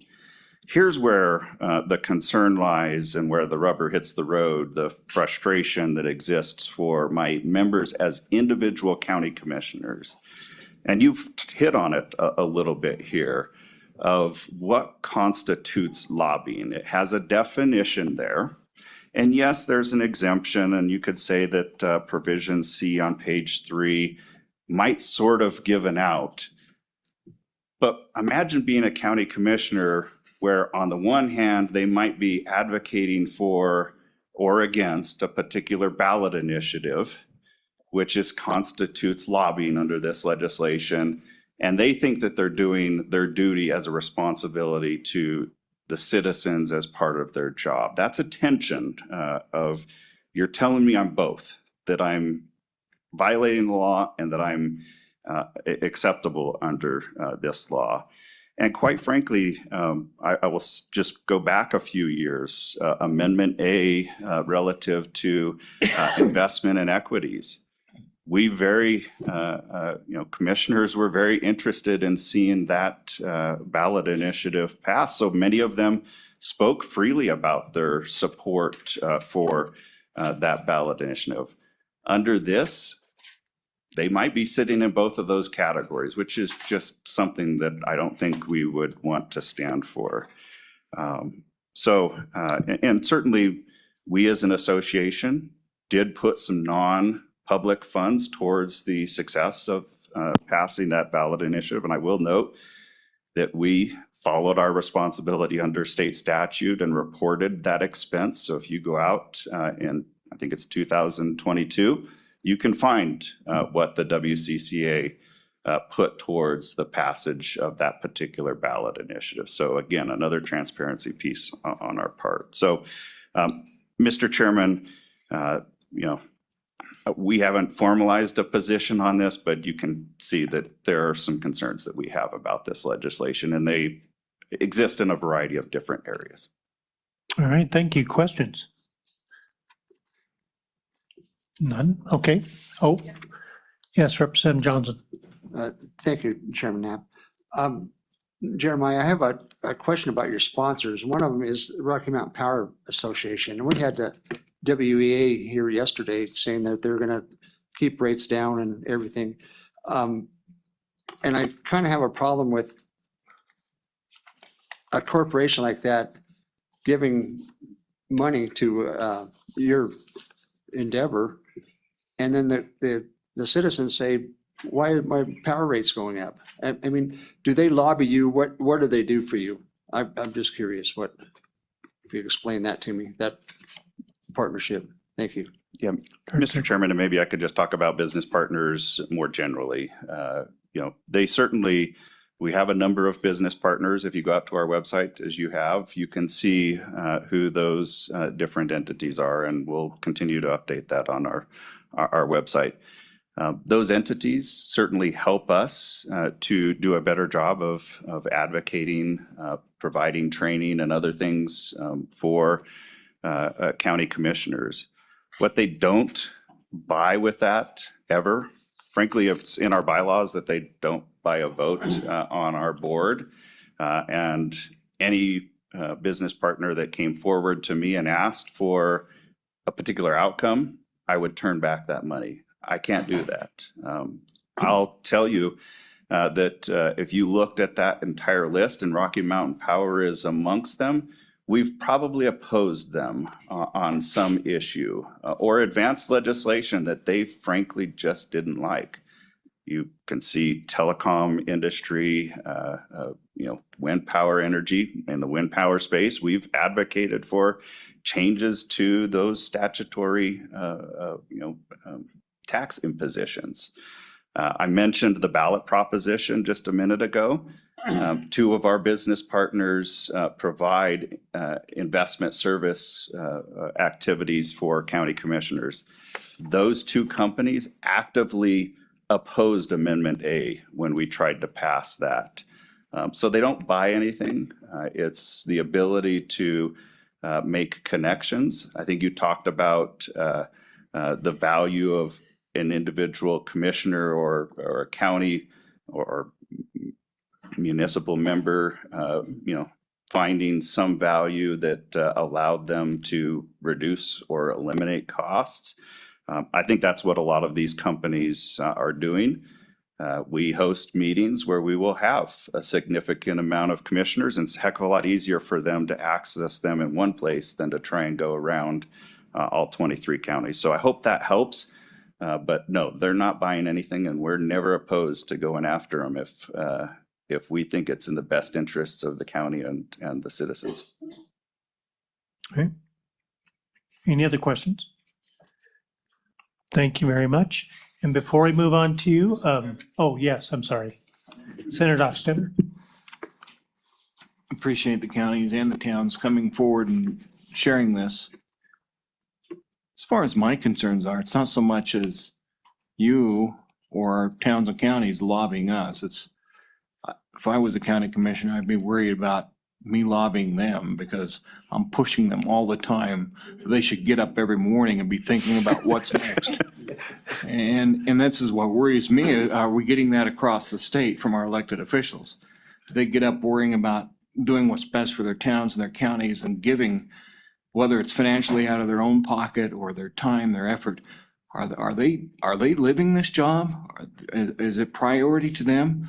I'm lobbying you right now before you sit down. Are we getting that out of our elected officials? Yeah. Go ahead. Mr. Chairman, I think the short answer is yes. Those that aren't willing to put in the work that is demanded of being a county commissioner generally don't last all that long. I had somebody call me, we get calls occasionally from somebody that's looking to run for county commissioner. I had one call me and said, well, that's just a 20-hour a month job, right? I said, well, for the ones that do it wrong, that might be the approach. And I would hope that you don't run in that particular instance if that is your commitment to this. Frankly, being a county commissioner is the most full-time, part-time job you'll ever have. Thank you, Mr. Chairman. All right, thank you. Thank you, Jeremiah. All right, before we move on to you, I would say, I know we probably have a lot of other elected officials that want to speak, whether there's mayors or county commissioners, or if, I think you've been represented very well. We are at 4 o'clock in the afternoon now. So if somebody has said what you wanted to say, please let that go. If not, if you still want to speak, then please come up, but let's go ahead and fill the chairs and we'll proceed with you. Thank you, Mr. Please identify Chairman. yourself and Kelly Craco, Mayor of Alvin, but I'm going to put a little different hat on something Representative Johnson said. He's happy with what Wham's doing, but some of the other ones he had concern with. And I've been on a couple special districts and volunteer fireman for over 30 years, on a landfill board for 20. And I'm going to speak on behalf of them because a lot of these, like the fire department I belong to, they're strictly mill levy. You pass a bill like this, you take their voice away, a lot of that. Some of the other special districts, they don't have a lot of money. So their resources to try to do this outside of state funding is going to be hard. And I don't think people realize how many of these districts there are. I'm on the local government liability pool board, and we have over 500 and almost 530 members. I think there's 21 counties, 91 municipalities. The rest are over 400 and some are special districts, whether it's fire departments, weed and pest, landfills. A lot of these small entities don't have the resources to go outside funding. The other thing I think you need to keep in the back of your mind, if you're working on a landfill issue, the ones that's coming to talk to you on them, they're the experts in that field. And if you don't figure out if it's testifying or lobbying, a lot of these people ain't gonna come. If I'm gonna get in trouble for lobbying, I'm gonna get fined. I think you gotta keep in the back of your mind, you're gonna lose a lot of this expert testimony if this bill goes the wrong way. So just something to keep in the back of your mind, you know, there's a lot of good testimony to come out. The other thing, I've been doing this for over 20 years. I listen to stuff on audio before Zoom. Usually everybody comes up, do you support or oppose this bill? And this is my personal opinion. You come up and support or oppose, you're lobbying. It's not testifying because you're pushing one way or the other. So that's, you know, is it testifying, is it lobbying? That's a pretty gray area to me that needs to be worked out. So with that, I'll stand for any questions. All right, questions? Yes, Senator. Mr. Chairman, thank you. And Kelly, I appreciate you bringing up the special districts. I got an email here not long ago from a friend of mine who oversees all of the rural water systems in Wyoming. And his concern was that a lot of his efforts goes to the federal level. I mean, he's trying to help rural Wyoming back there, let alone trying to work with us and make sure that we don't hurt those small districts out there. And so I wanted to throw that out, but I also wanted to thank you for bringing that up. Thank you. Senator Steinmetz. Thank you, Mr. Chairman. And I just want to thank you for coming for the special districts too. I've been hearing from a lot of them. But I guess with your permission, Mr. Chairman, I'd like to ask if there's anybody online or in this room that is for this bill, because I haven't heard from a single person that wants it in my district or seen anybody here that's for it. So I just wonder where this is coming from and if some of our committee members, but if I could just ask, is there anybody for this bill? Because we have hours of testimony ahead of us and it may just be everybody's against it. And I'd like to know that. Is there a show of hands in the room or online? Raise your hand if there's anybody that wants to speak in favor of the bill. Mr. Chairman, Yes. Ross Schriftman just raised his hand when you asked. All right. Would you like to jump to him for testimony and questions? Mr. Chairman, I would, just because, I mean, we have heard this a few times. And I'm really, I'll just be honest, I'm really concerned as to where we're headed because I work with my mayors and my county commissioners and my special district people. They're my neighbors, my friends. We've lived together for generations. Sometimes we agree, sometimes we don't. I mean, we're not always going to agree, but everybody has the best interest at heart. And so it really hurts my heart to see the path we're going down, this friction between other elected officials and stepping in on their jurisdiction. That's just my opinion, but I would love to hear from the person who is for this just to see what the problem is and how we solve it in a way without stepping on local control and the system of government our founders put in place that we need to all be respectful of. Thank you. All right. We're going to go a little bit out of order and let's let them into the room and we can hear testimony and then have questions. Please introduce yourself. Mr. Chairman, can you hear me? Yes. Yeah, thank you very much. Thank you for the committee's work and the staff, especially yesterday's 11-hour marathon. So I really appreciate it. I'm learning a lot as the folks from the various associations. And the bill, as I understand it, has to do with the taxpayer funding of lobbying specifically. Now, I have Representative Webb had mentioned the IRS Form 990. I just printed that out for the Wyoming Association of Municipalities. It does say that briefly description, advocating for Wyoming cities and towns. So that's the first item. Now, I very much appreciate the work that they do in training and technical support for the municipalities. It's not clear on the 990 whether some of the revenue is being used for lobbying or not. It actually, this is a 2023. It doesn't list any expenditure for lobbying, but it does list $20,000 for legislative. And every citizen has a right to present their ideas. These people have expertise and their opinions are very important, but they don't always represent the voters' opinion in their districts. And I'll just give you 5 examples from their website very briefly. From the last session, they opposed the following bills. HB 56, notification to residents of zoning change. HB 89 prohibits windmill boneyards in municipal landfills. HB 190 requires Secretary of State to approve bond language preventing push-poll ballot questions. HB 247, majority of residents to approve annexation. They opposed all of those bills. And then the most egregious one was HB 133, prohibits municipalities from harboring individuals who enter the nation illegally.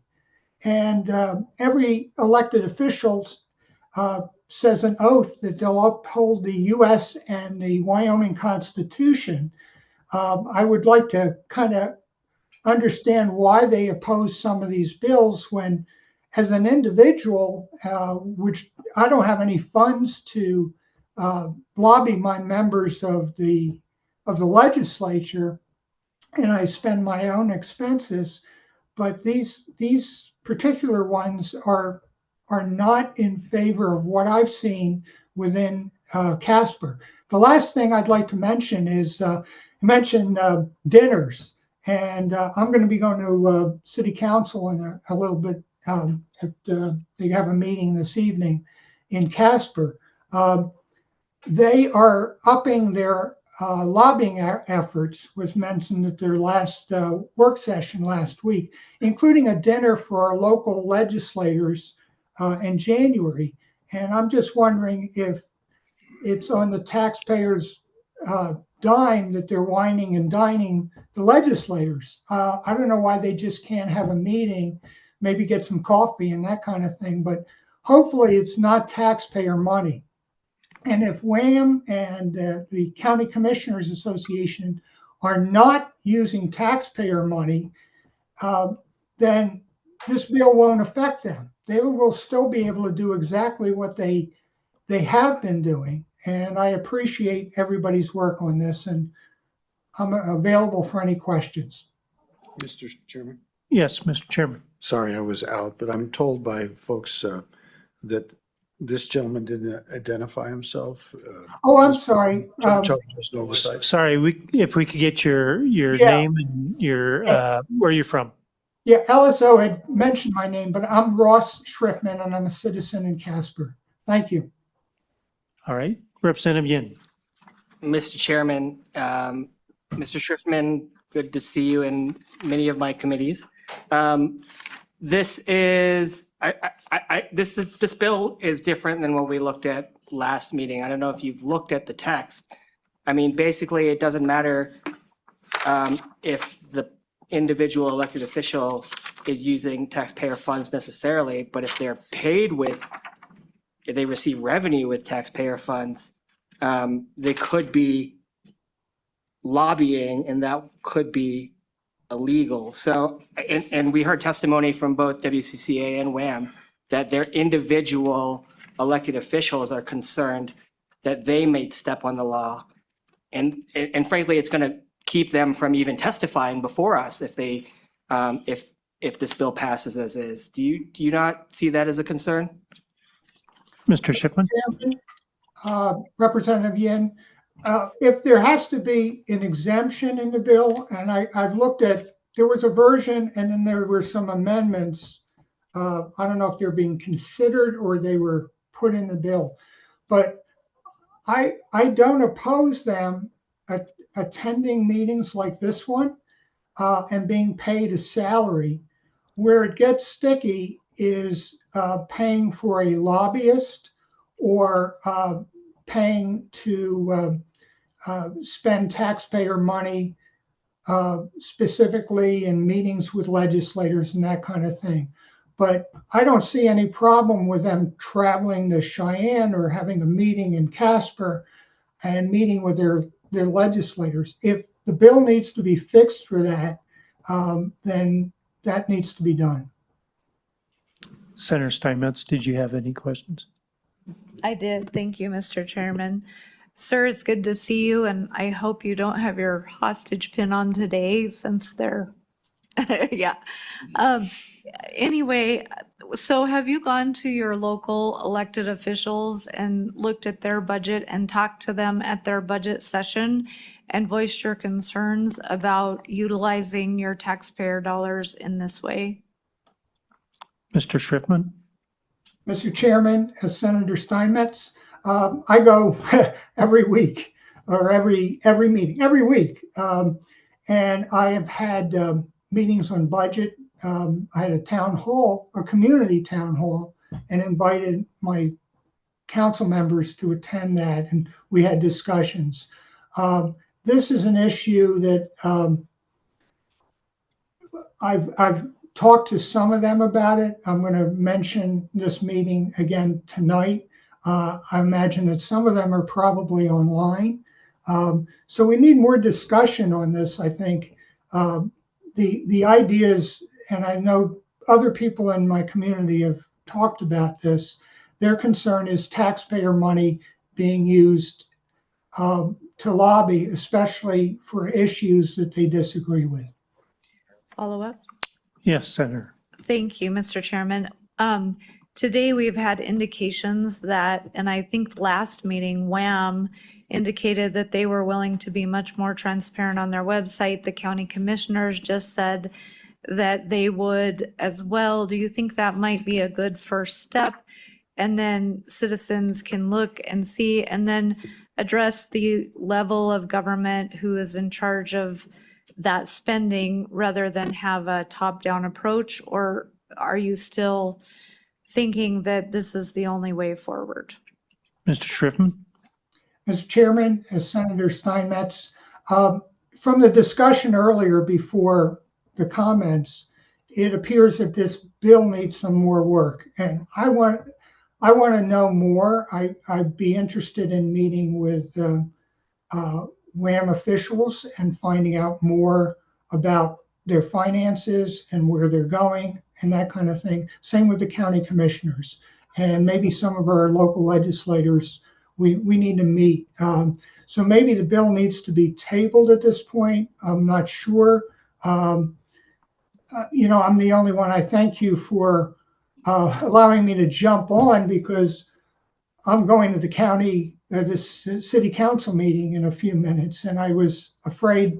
I've been waiting all day to speak. So, and by the way, I'm still having this because there's still 8 bodies in Gaza. Until they come home, I'm going to still wear it. Senator Steinmetz, did you have one more question? One more follow-up, Mr. Chairman. Thank you so much for that. So you wouldn't mind if we tabled the bill? Mr. Chairman, Senator Steinmetz, yeah, I think it needs some more work. All right, thank you very much. Mr. Chairman, move to table. Second.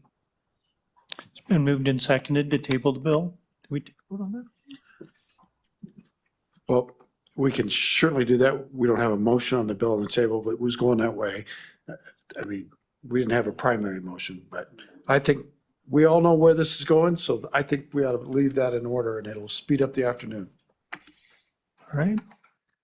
We have a motion to table the bill and a second. All those in favor, please signify by saying aye. Aye.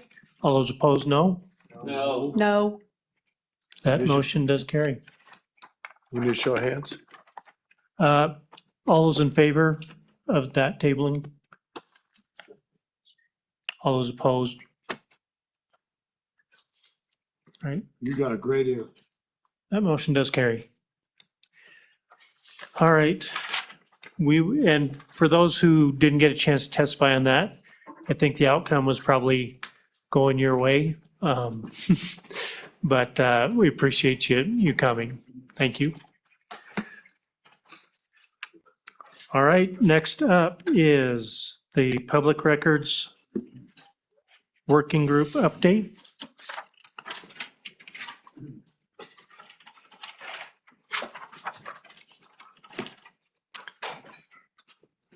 If you could introduce yourself and we will begin with your presentation. Thank you. Thank you, Chairman. My name is Darlena Potter, and I am the Public Records Ombudsman. Sorry, is that better? Pull it close, yeah. Sorry. So I am Darlena Potter, the Public Records Ombudsman. And I want to first off, I know I've said thank you to the committee volunteers that assisted me with going through some of this. So thank you. And as a whole, thank you again. I do want to relay that I'm planning on making this short and sweet. I know you all have stuff to do. And while this is important, I still am of the belief that this needs to be probably tabled for the general session. We did have a couple of really good things that came out of our subcommittee, our task force, if you will. Although there was not consensus, we did have participants that haven't participated before, as well as the ability to get some practical experience in what the process looks like so that both sides can see what's actually going on when records are requested. With that being said, I do know that Josh was super helpful, and please forgive me. I hope I haven't done any faux pas, and if I have, I apologize. So I have taken a look at what Josh has proposed and suggested some. I did my mediation work, if you will, and tried to find what I thought was a reasonable balance. Unfortunately, I know it's not going to make everybody happy, but I did my best, and that's all I can do. In state statute 164202, originally it was proposed that we go to 3 business days for acknowledgement of a public records request. And I proposed 5 business day suggestion for that. Again, I'm trying to set everybody up for a success on this. And so I know that there was a lot of pushback on moving things up so much. One of the things I thought about was that we should really potentially, in the original Wyoming Public Records Act, it referenced you have 7 business days and then 30 calendar days. My proposal is to move everything to business days. And so I'm recommending the 3 to 5 for acknowledgement, and the proposed 10 to 15 business days. Also acknowledging that best practices would be to provide that as soon as it's available. If it's available upon request, it should be provided at that time. And in line 4, page 4, line 11, page 4, line 1, there was an extension that could be given for extra difficult cases to provide. I'm suggesting 20 days instead of the original 30 that was suggested. Now, when we go in here on page 4, line 11, I am actually good with person.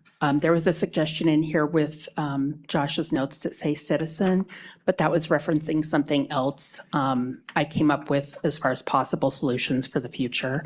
So you can please ignore that and leave person in. As far as the attorney goes, I want to preface this. I've been watching all day, and I did not have an opportunity to talk to Auditor Racinas and get buy-in when I suggested that potentially the state auditor could assist me with this. I was really looking for a viable way to to save money as much as possible and really have an impact. So in the original legislation, we were looking at the fines, and I do think that there is a place for fines, acknowledging that there is still a shortage of individuals to do the work, and sometimes with the turnover, the education piece isn't in place. So my recommendation for that is that essentially the first offense, someone would allow me to go in and say, okay, I'm going to provide you essentially with the training that's required to meet this obligation so you don't do it again. The first time is kind of like shame on you, right? Or shame on me. The second time is more like, okay, you've now done this. You've been warned and worked with prior. Now you're going to have to work with the ombudsman for continuous training, if you will, and ongoing technical assistance, perhaps. But also someone else higher in authority will be available to be aware that that's going on. Sort of the embarrassment factor, if you will, to be like, okay, they mean business, opposed to just like, yeah, you can tell me whatever you want, but I'm still not going to be forthcoming. And then the third offense was really for the someone other than myself. We talked about the attorney, but I do know that they are very low on staff. Even having a staff attorney to assist me right now is kind of challenging because they're having some workarounds. So I was thinking potentially the auditor's office might help with that. I can tell you at least in 3 of my most significant challenge entities with providing documentation, they have been involved in audit situations and there have been numerous findings. And that's, I think it could be potentially a precursor, which is why I suggested that. I am entirely open to whom that would make the most sense for that. And then at that time, I think that if they're just not complying, just out of, how do I put this, out of spite, sometimes. I think more than likely most people are providing stuff when they can and as they should. But I do know we have some spirited folks that are not opposed to bucking the system. And I do think that it's important for transparency to occur. So I think that, at that third intervention, if you will, that it's time for someone to take the fine and determine what that looks like. Let's see here. And the other, as you go through here, the others are, again, it goes back to the person or citizen. I'm good with the person remaining in there. And then we come to the last suggestion that I had, again, trying to find the middle ground. I still don't, I'm sorry, I still don't feel that the state fee policy really necessarily reflects what every local entity needs. It is a starting point, but I think that that will still create some sort of hardship. I don't think that the average citizen should have to incur all of the funding. But I can tell you that with one of the complainants that I'm working with, they have, excuse me, they have in the upwards of the upper 20 requests in 1 month to an entity. So, kind of trying to balance all of that. I know that this is kind of an unusual way of presentation, and I understand that, and thank you for your patience with that. Obviously, I'm not an attorney, so I'm just throwing things out there and seeing what might stick with you all. I would also reiterate that I do think that this probably needs to be paused for the general session. I do think that there is much research to be done. I think while we were having our second work session, they were 2 hours for the first one and 2 hours for the second, that some of the other nuances came out that hadn't been anticipated. Some of them within the district attorneys, I'm sorry, something that is normally released by,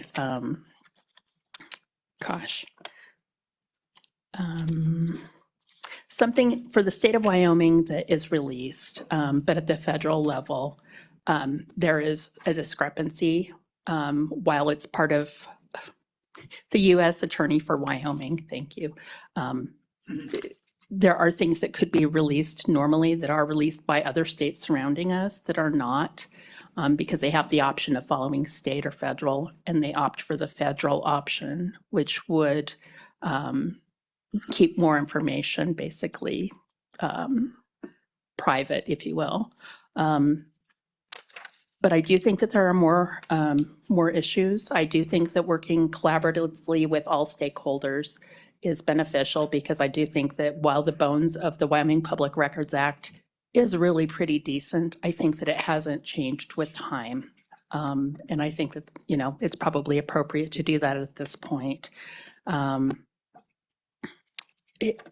With regard to nuances and understanding the limitations of budgeting, I have a bunch of proposals for potentially down the way that are working with the resources that we already have.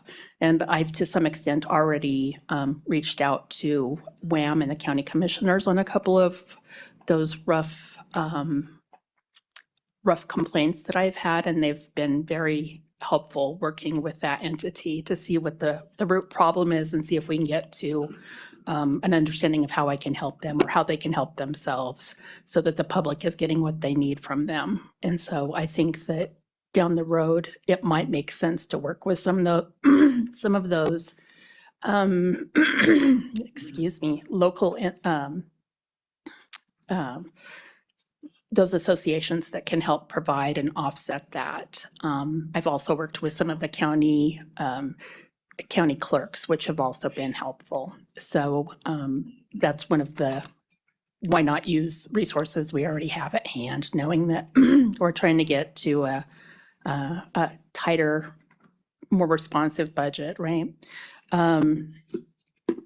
I also, through all of this, I've been receiving a lot of open records complaints, which we all know that I'm not privy to address, but it does seem like that is something that probably needs to be addressed at some point as well.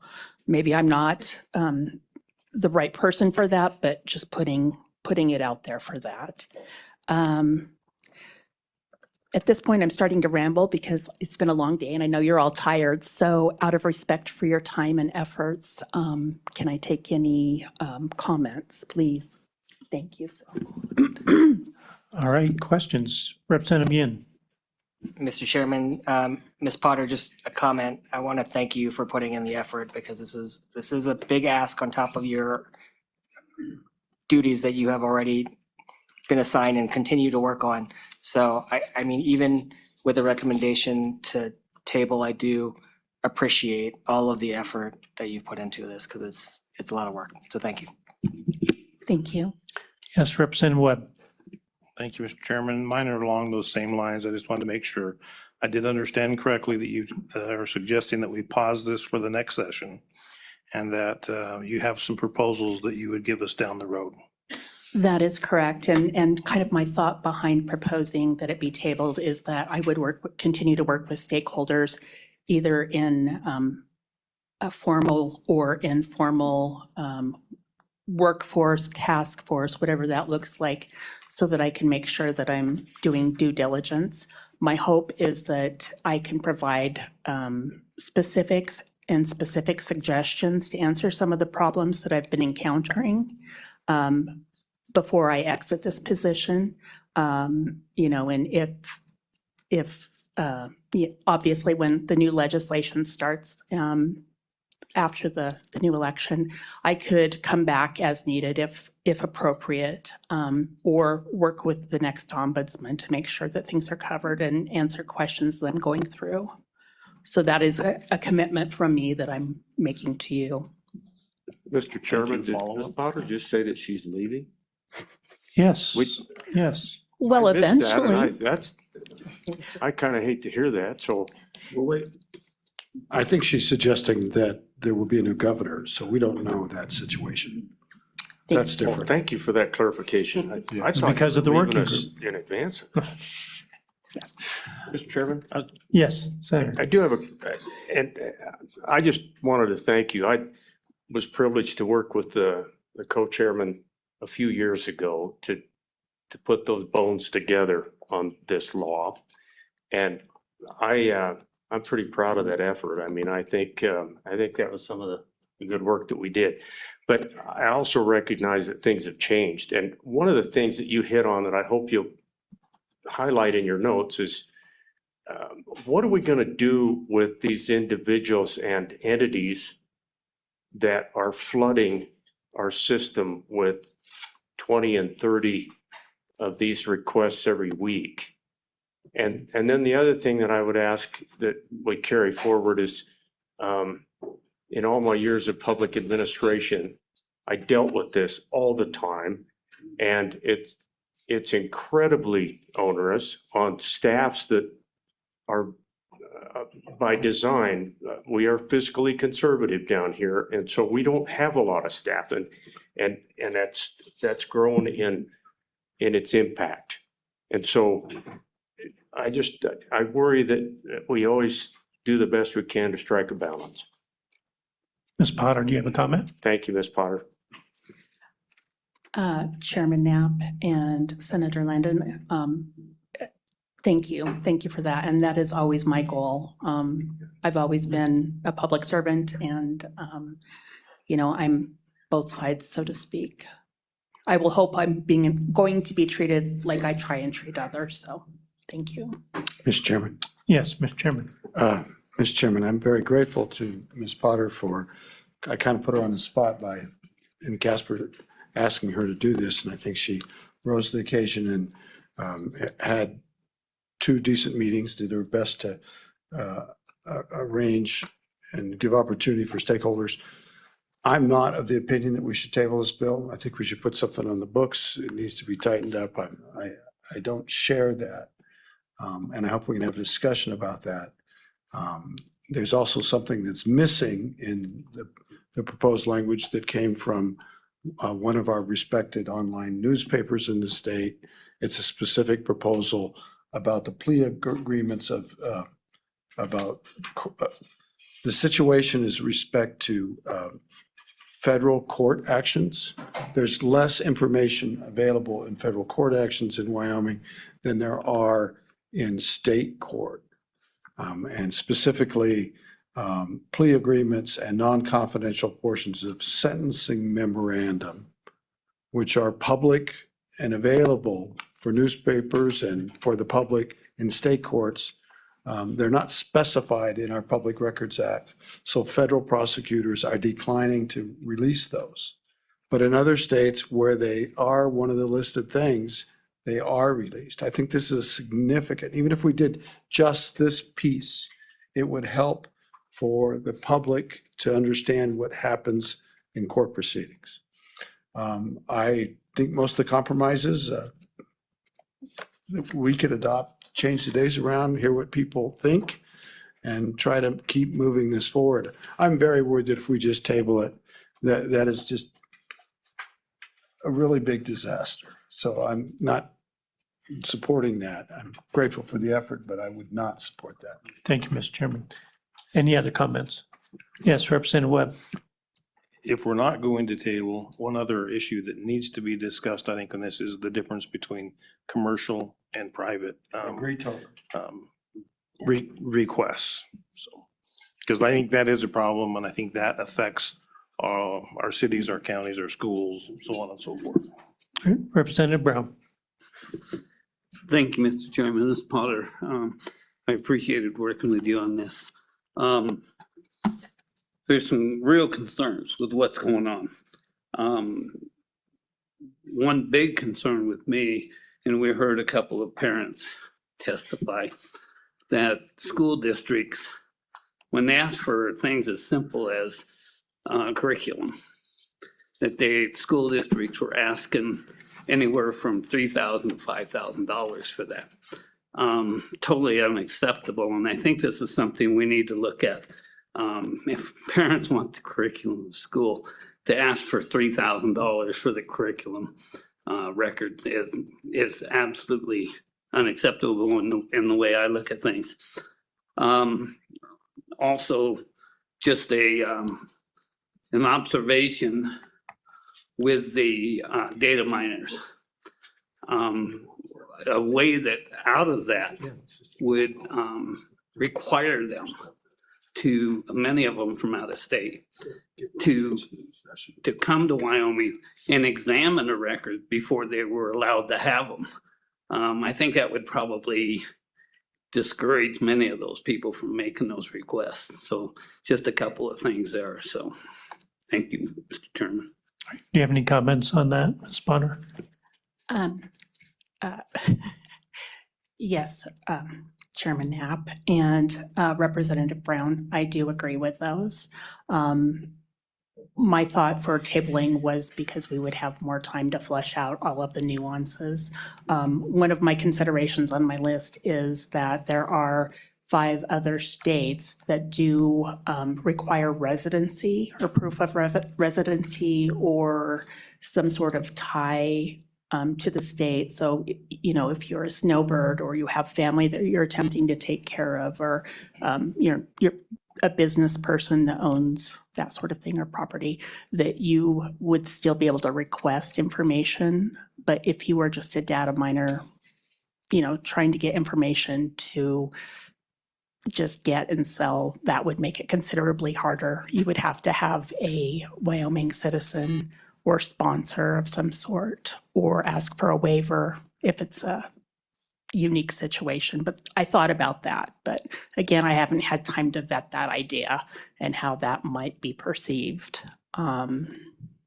So again, I do have some other thoughts. I was just thinking from the time sensitivity of trying to make everything happen in this budget session. So I'm open to ideas, and if I can help, if this goes forward, I would love to. So thank you. Well, we appreciate your work on this. Any other questions? Yes, Representative Lucas. Thank you, Mr. Chairman. Ms. Potter, I really appreciate the time that you've put into this and the working group. It was a pleasure working with you on that.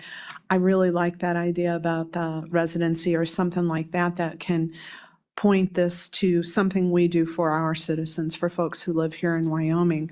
And I'd be pleased to work with you again on this. Chairman, Representative, thank you. Any other questions? All right, thank you, Ms. Potter. I really appreciate it. Thank you. Is there anybody else in the audience that would like to speak on this?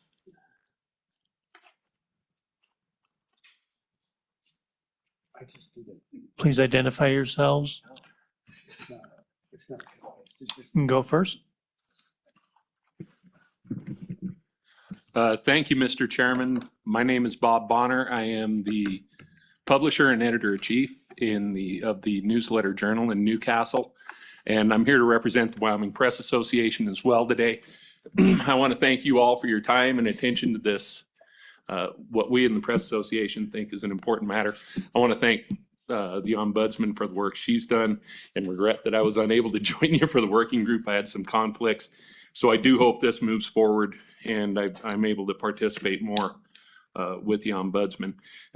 Mr. Chairman, members of the committee, I do want to thank you for the time and attention you've devoted to this issue.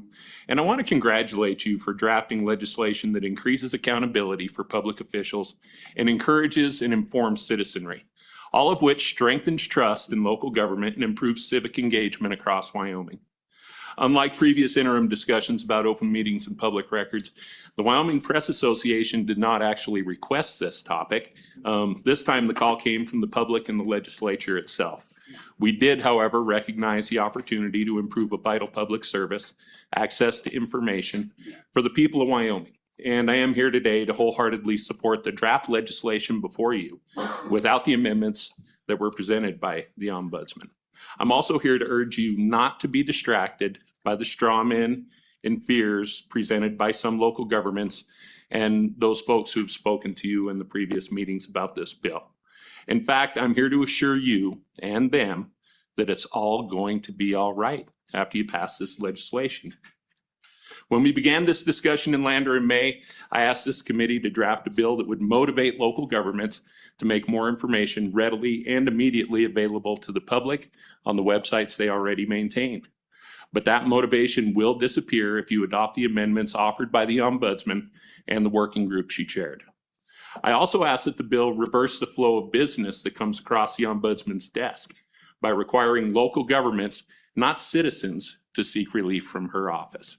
Right now, the burden clearly rests with the public, and we heard directly from the Ombudsman in May when she testified that some local governments had flat out ignored her instructions to comply with lawful public records requests.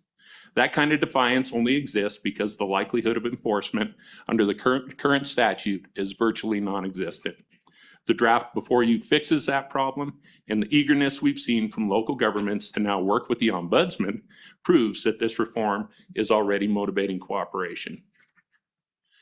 Now let's address the straw men that have been raised by local governments through hours of testimony before this committee, because those fears are, quite frankly, for the most part, baseless. And I want to assure everyone again, it's all going to be all right. The first straw man, the law needs to be identified, the data miners. The law already protects local governments from data miners. The first claim is that this bill will open the door to more data miners or out-of-state actors demanding huge troves of information. But the law already protects against that. Under 16.4.202, all public records, quote, shall be open for inspection at reasonable times during business hours. This allows a government entity to make reasonable rules to protect those records and prevent interference with daily operations. That's also part of the existing statute. In 16.4.203, it doubles down on that because it states plainly that the custodian shall allow any person, again, the right of inspection. It does not guarantee delivery of public records. That means if someone wants to review records, they can come in person during business hours and inspect them. And if they're from out of town and they want to spend a few days doing that, well, then they can stay in our hotels, eat in our restaurants, and contribute to the local tax base. That's not a problem. That's an opportunity. Again, it's all right. 2, local governments can charge reasonable fees when they're forced to create and deliver records. Under 16.4.204, custodians can establish reasonable schedules and charge reasonable fees for making copies, printouts, or photographs. If someone insists on having records sent to them, those fees can be reviewed and approved by the Ombudsman, and they can be significant. if the time required is significant. So the idea that this law somehow creates a financial or administrative burden is just not true. The tools to manage access and recover costs are already built into existing statute. It's already all right. 3, local governments have excellent associations and resources. We've heard exhaustive testimony about the many associations, WHAM, WCCA, and others that provide excellent training and guidance for local officials. That's true, the resources are there. But as we've also heard, many of their members simply haven't been motivated to pay attention. This bill changes that. It gives local governments a reason to take transparency seriously because it reinforces accountability and good governance. And let's be clear, the overwhelming majority of these officials are well-qualified, dedicated, and exceptional public servants. We're talking about the best and brightest our communities produce here. And these laws, if you look at them, they really aren't that hard to understand as long as someone's motivated to understand them. And this bill provides that motivation. That's why it'll be all right. 4, the ombudsman will help local governments just as she helps the public. The ombudsman will continue to assist local governments with the same fairness and professionalism that she's shown and demonstrated to Wyoming citizens already. I've personally worked with the ombudsman on a public records request, and I can tell you that she knows these laws inside and out. She applies them with consistency and respect. Now that local governments are motivated to work with her, they've actually been eager to do so, and they've discovered that themselves. Please don't take that motivation away. The partnership is working, and it's going to be all right. And finally, local newspapers are ready to partner in this effort too. Local newspapers are ready to help. We're eager to work with our partners in local government to ensure they understand and comply with this law. After the 2012 update to this statute, Jim Angel and I went out on the road, meeting with WHAM, WCCA, and others, holding workshops and roundtables on open meetings and public records. It wasn't always comfortable, but it was productive and it was informative. Unfortunately, local governments lost interest in that kind of engagement somewhere along the line. They stopped talking with us and started relying exclusively on their own attorneys, who are often too quick to find workarounds that weaken transparency instead of strengthening it. We'd like to get back to those honest conversations and trainings that promote transparency as the foundation of public trust. This bill helps us do that. In fact, more than 30 Wyoming newspapers have committed to a year-long transparency campaign that will spotlight local governments that go above and beyond to inform and engage their citizens. We want to celebrate the governments we've heard about in these meetings that are doing it right. Some associations testified about these examples, and we hope they'll join us by nominating outstanding members for recognition in this campaign. And local governments will be all right. Before closing, I have one simple amendment that I would like to ask you to consider to this bill. This isn't a surprise, I've asked before. Under 16.4205, the current law says any person who knowingly or intentionally violates the provisions of this act is liable for a penalty not to exceed $750. I respectfully ask that you amend the bill to strike the words knowingly or intentionally from this statute. It's time for public officials to live under the same standard of accountability their constituents face under other Wyoming laws. The intent qualifier creates an unnecessary loophole that really needs to be eliminated.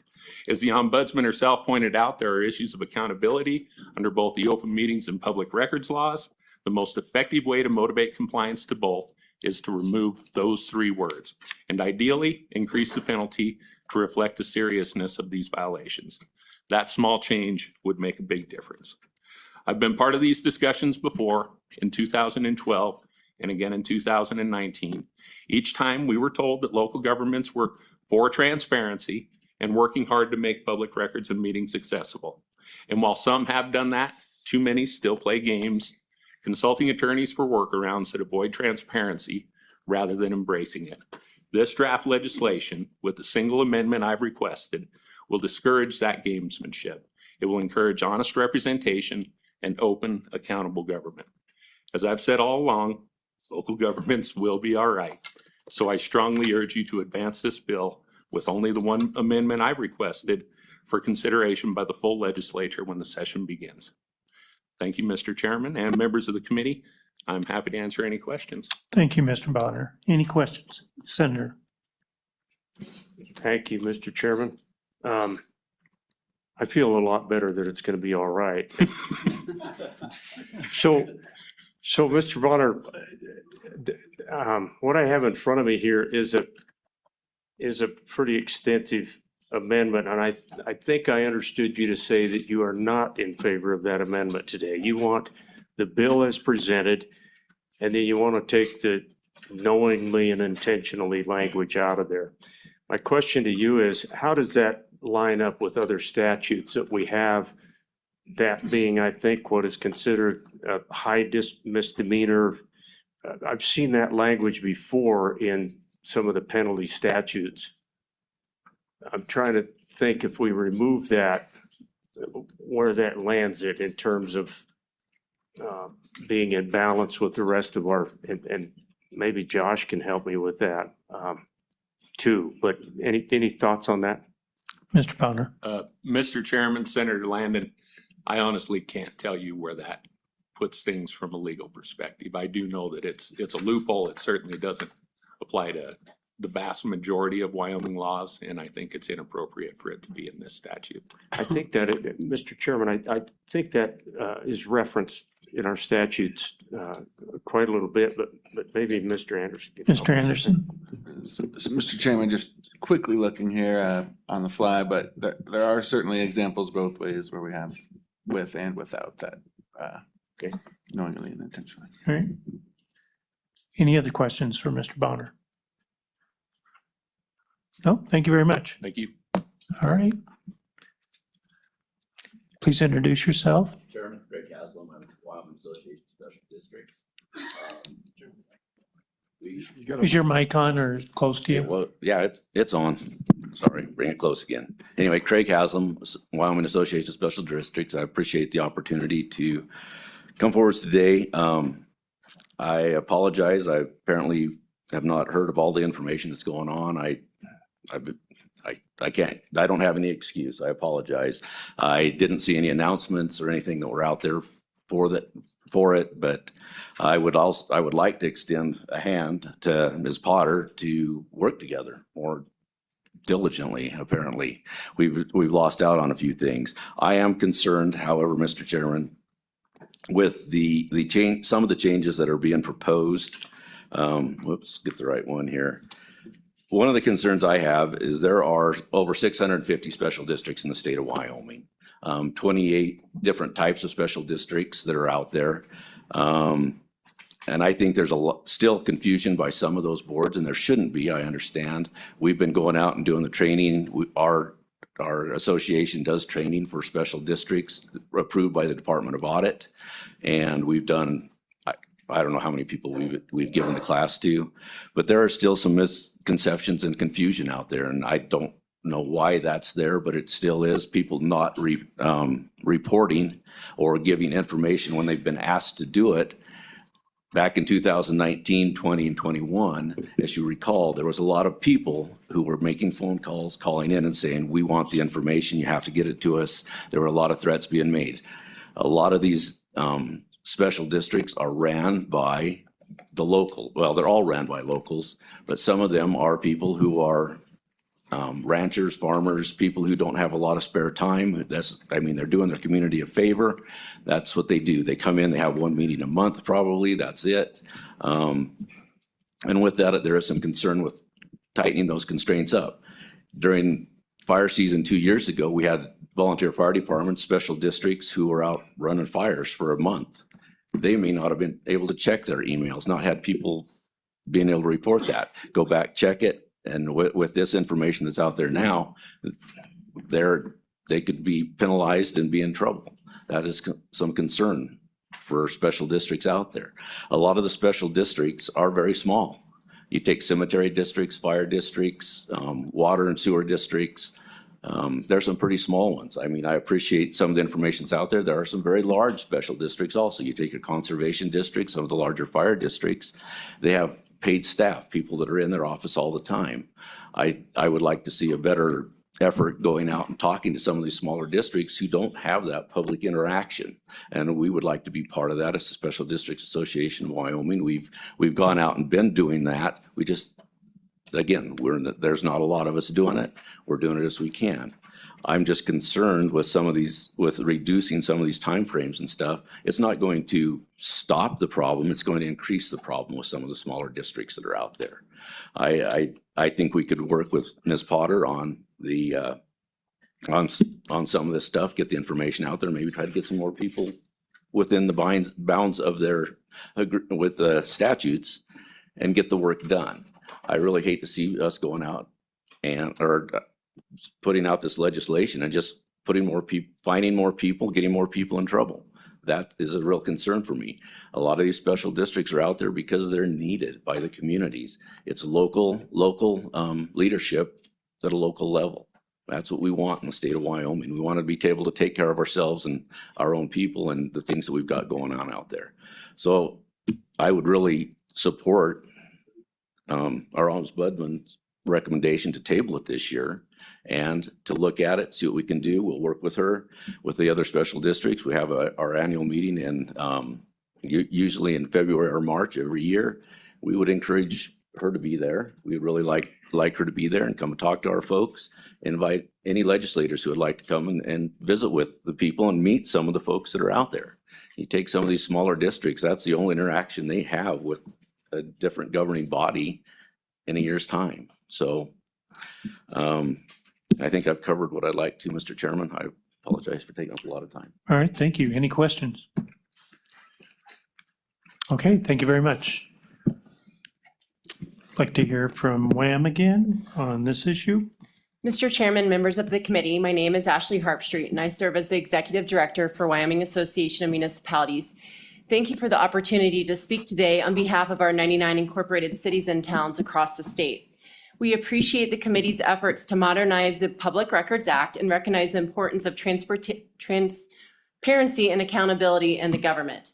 WHAM supports the mission and has been working proactively with Public Records Ombudsman, meeting monthly to assist our members in navigating this compliance. However, I want to clarify that despite testimony suggesting otherwise, WHAM was not invited to certain meetings where our cooperation was being questioned. I take offense to that. We remain committed to being a constructive partner in this process. We've attended all the open working sessions and are very pleased with some of the results. Local governments are the front line of public service. We meet regularly, publish our minutes, and conduct businesses in open meetings. Our decisions are made in full view of the public, not behind closed doors. When a single well-funded individual or organization can override the collective voice of a community, it undermines the democratic process. Blanket policies may seem efficient in theory, but in practice, they often fail to account for diversity of Wyoming's communities. What works well in Casper may not work in Cokeville. Many of our smaller towns operated with limited staff and resources, and much of their record keeping is still paper-based. Digging through physical files, this takes time and effort that small teams simply just don't have. I just like to side note that my clerk in Tinsleep and my mayor right now is driving a school bus. Like they're part-time in these little towns. I'm very pleased with the amendments that the Ombudsman brought. I just have a couple of thoughts for perspective. Changing person to citizen, whatever that word is, we support as a safeguard against large-scale data mining by out-of-state entities. Our communities are increasingly being burdened by bulk record requests that serve commercial interests rather than public transparency. Limiting requests to Wyoming citizens helps protect local resources and taxpayer dollars. Extending those response timelines, we appreciate the proposed adjustment from 3 to 5 business days for acknowledgement and from 10 to 15 days for release. Those modest extensions help, but we urge the committee to consider additional flexibility for small towns with limited staffing. Potential, meeting in the middle is a tiered timeline based on population or staffing capacity that could provide a more equitable solution. Custodian discretion in court review. Allowing custodians to seek judicial review when disclosure may cause substantial harm to the public interest if it is a valuable protection, and ensures that sensitive or potentially damaging information is not released without due process. Clarifying the fee structures and cost recovery. We support the language that allows municipalities to set reasonable fees for records production, especially when specialized equipment, staff, time, or supervision is required. This helps ensures compliance without placing undue financial strain on local governments. Areas of concern. Enforcement by the state auditor. While we understand the need for enforcement, I would agree with that, we question whether the state auditor is the appropriate entity. The Department of Audit might be better suited for this role, given its existing oversight of local government compliance. We encourage the committee to consider this shift to ensure enforcement is both fair and functionally aligned. Remaining timeline constraints. Even with the proposed extensions, the overall timeline remains tight for many municipalities. Most rely on part-time clerks or shared administrative staffs. Meeting strict deadlines may require hiring additional personnel or growing government effectively to meet those mandates. We ask the committee to consider a more flexible approach that reflects the varying capacities of Wyoming's communities. Local governments are not just administrative units. They are the most accessible and responsive level of government. We are where democracy happens daily. Our residents know us, see us, and hold us accountable. When state policy limits our ability to serve them effectively, it weakens the very foundation of that local democracy. In closing, WHAM has appreciated the committee's willingness to listen and engage. We support many of the proposed amendments and respectfully request continued consideration of the unique challenges our municipalities face. We stand ready to work with you to ensure the Wyoming's Public Records Act reflects both transparency and practicality for the communities we serve. Thank you for your time and consideration. Thank you. Questions? Yes, Senator Dockstader. Thank you.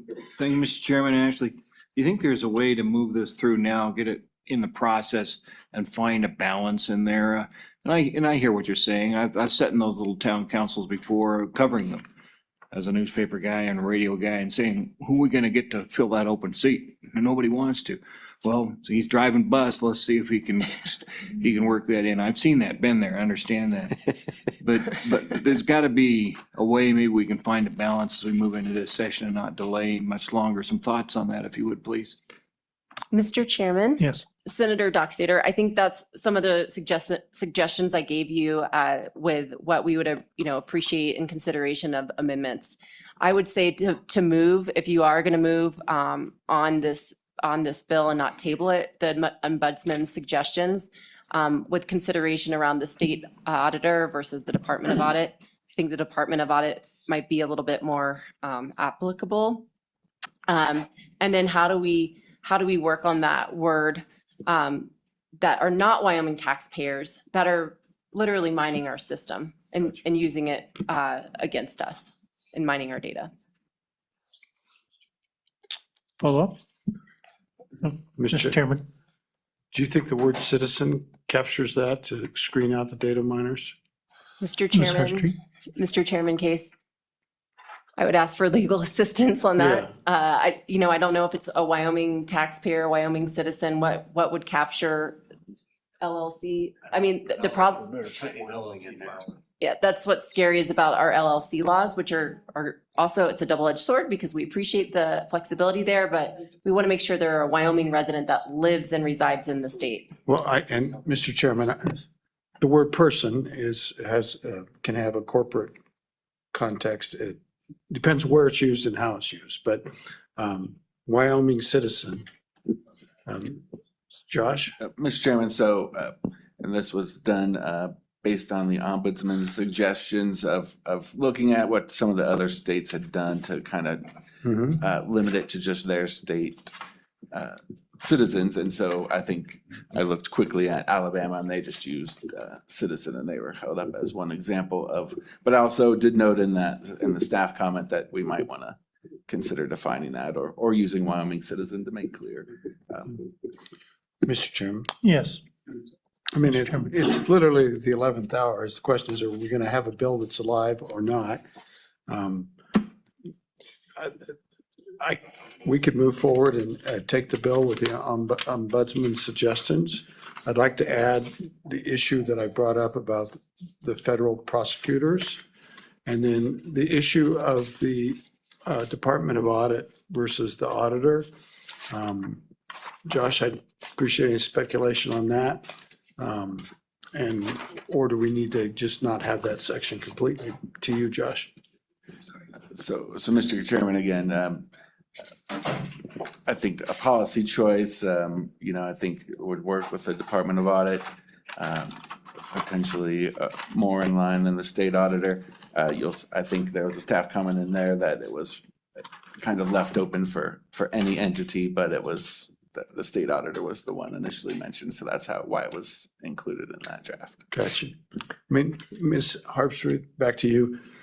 If we did this as kind of a framework bill, we realize it's kind of rough, but it'd give us, I'm just worried that we'll lose a lot of work, and there are issues on both sides, and it would be nice to have a framework that we can work with. And if it doesn't make it in the session or doesn't get introduced, we'd have it as the basis for the interim. The work's not wasted.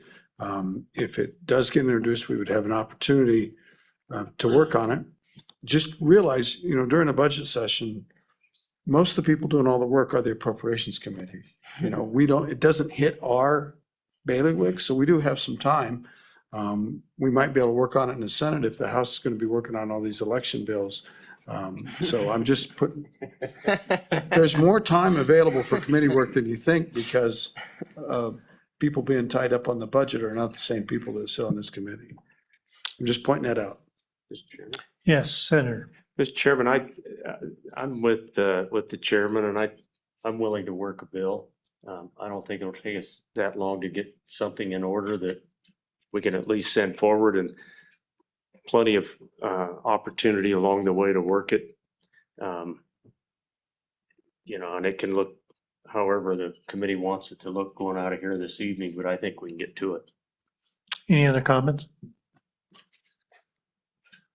All right. Mr. Chairman, I just want to be formally on the record saying that Wyoming Association of Municipalities is not going to stand in the way of this moving forward, to be more transparent, and that we are willing and ready to be cooperative, and that's with all parties involved. So just want to make sure that's very clear. And we're just trying to get out of being demonized again. So thank you. All right, thank you. Is there any other public comment? Oh, Mr. Mayor, yes. Thank you, Mr. Chairman. Matt Murdock, Mayor of Pinedale, and also President of the Wyoming Association of Municipalities. Two simple comments. I completely agree with Mrs. Harpstreet that yes, let's move forward. I think we can get there. To go to the previous testimony, I think the idea of removing knowingly and intentionally is just weaponizes this so clearly. And also fining a civil fine against our town clerks. I think Senator Doxter pointed it out. Hard enough to find somebody to do the work. They're now looking at civil penalties of $2,000. Ladies and gentlemen, we can't hire people that I would have to get liability insurance just to offer that employees. So when I hear language like that, again, like I said in my previous testimony, my hackles go up. I'm hearing being attacked. I don't mind being transparent. I don't mind answering the questions. So if we can protect it, I think we're good. But when I hear previous testimony like that, it makes me want to fight. So thank you, Mr. Chairman. All right. Any other comments from within the room for testimony? Here they come. It is. She's blending in with the woodwork, though. She chose her colors. Oh, I'm sorry. I didn't even notice she was back there.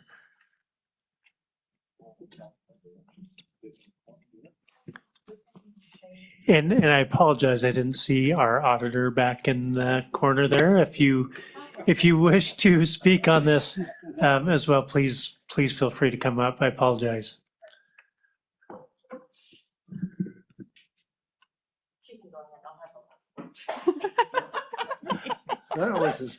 All right, go ahead and introduce yourself. Thank you, Mr. Chairman, members of the committee. Holly Kennedy here today representing the Wyoming Association of Conservation Districts. Not necessarily speaking in support or against the bill. We are very supportive of the concept of the bill. Just wanted to point out a couple of things that we would like the committee to keep in mind when thinking about the bill and when thinking about parts of the bill. It's very important for something like this to work for the smallest entity as well as the largest entity. And so I just wanted to point out some of the limitations that small entities, such as conservation districts, might face. Particularly, I was concerned about the 3 days to respond language, and let me highlight why that is.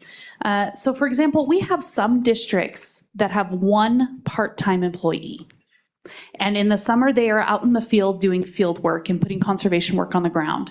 And so I would like to say that we would love to respond within 3 days, but I just wanted to point out the reality that it might be 3 business days before that person is back in the office and able to even look at an email, let alone respond.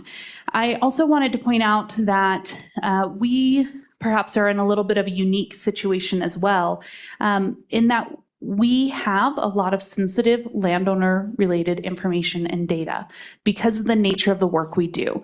We do a lot of cross-boundary work. We work between the federal entities, state entities, private landowners, and then also several different groups. And so we bring a lot of people to the table, we bring a lot of people together, and we do utilize both state and federal funds. So we are subject to a lot of information sharing, but we also have a high bar of confidentiality when it comes to sensitive landowner data.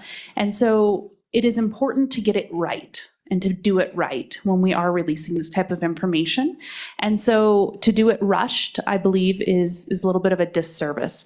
And so just wanted to highlight, some of those complications and realities on the ground when we're talking about a bill such as this. And wanted to offer, this is something that's worth getting correct. And we would love to work with the committee further on this and really just make sure that it works, again, for even the smallest of entities and groups, along with the largest, because we do take the charge to be transparent and clear in the work we do very seriously. All right, thank you. Questions for Ms. Kennedy? All right, thank you very much. Thank you. Go ahead. Thank you, Chairman Knapp. Christy Racinas, I have the pleasure of serving as your state auditor. I am also the self-declared transparency princess, for what it's worth. Anyway, I apologize. I know it's been a long day. Some quick thoughts on the bill. I really appreciate the committee taking up this issue. I feel like this is like the 5-year maintenance plan to check in with this law, see what has changed with, and we have had a lot of changes since 2019 in the way we do business. So I think that's really important. Largely, I think I very much support the uniformity around fees. I think the increase in the fine is fine. And so those two things, I think you stepped cautiously in 2019 and now you know where you are. And I think that those things are helpful and reasonable. As you move forward, I would just be very cautious about changing the days. I don't personally have any issues with the shorter timeline. However, just some food for thought. Even in state agencies, which for all intents and purposes are the most equipped, most likely to be able to respond to these. Every request has to go into your designated public records person. That's where it has to go. And so if that person takes a vacation and, they don't get the request, somebody has violated this law very quickly. So, and I'll give a couple more examples. My biggest concern is inadvertent violations.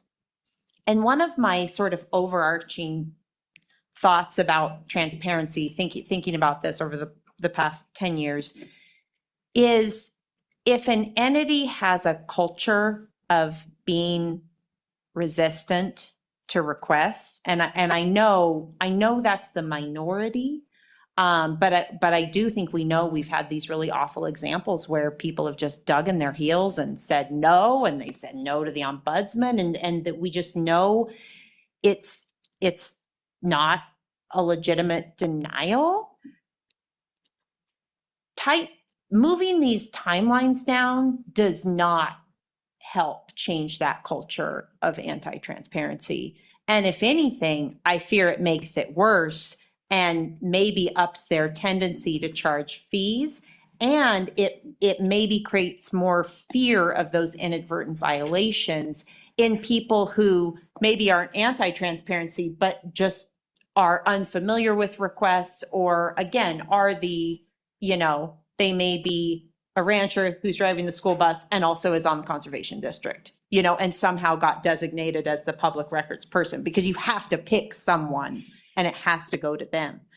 I'll give you one quick example. I received a public records request about a week ago. Well, let me correct that. An individual at ETS received an email addressed to me with a public records request. Now, I don't know how that happened. The person at ETS was sharp, recognized it was a public records request, knew who I was and forwarded it to me. But I'll also tell you, I'm not my agency's designated public records request person. So when we go back to that, what if that person would have sat on it? Have I violated the law? Has my public records request person violated the law? Or when does the timeline start? And so this just gets to my overarching principle of this: the simpler you can get it, or the simpler you can keep it, the better. That 30 days, I get that seems like kind of a long time, but it's simple and it's easy to understand. Right now, we all know there's your acknowledgement and there's your 30 days. We have to remember 2 dates. The proposed amendment, which I would prefer the 5 and 15 versus the 3 and 10, but the proposed amendment, I'm an accountant and this math gets a little fuzzy for me because some of these days are absolute and then some of them start when you acknowledge it. So it almost inspires you to acknowledge it at the last possible moment to give you more time to produce the request. Anyway, so just some thoughts about that. Sorry, I'll speed it up.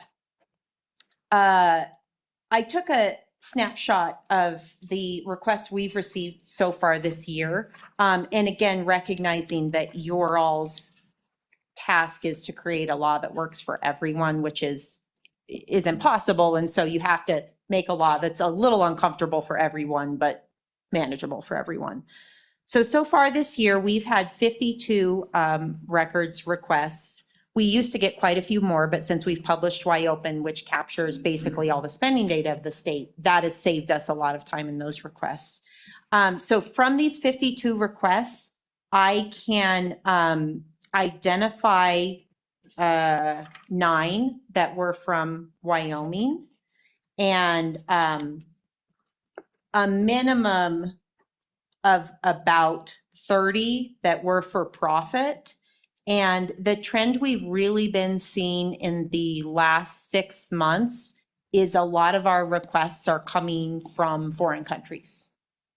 And the number one, so of those 52 requests, 29 of those requests were for uncashed checks. So checks that I have cut that haven't been cashed yet, because that is a public record.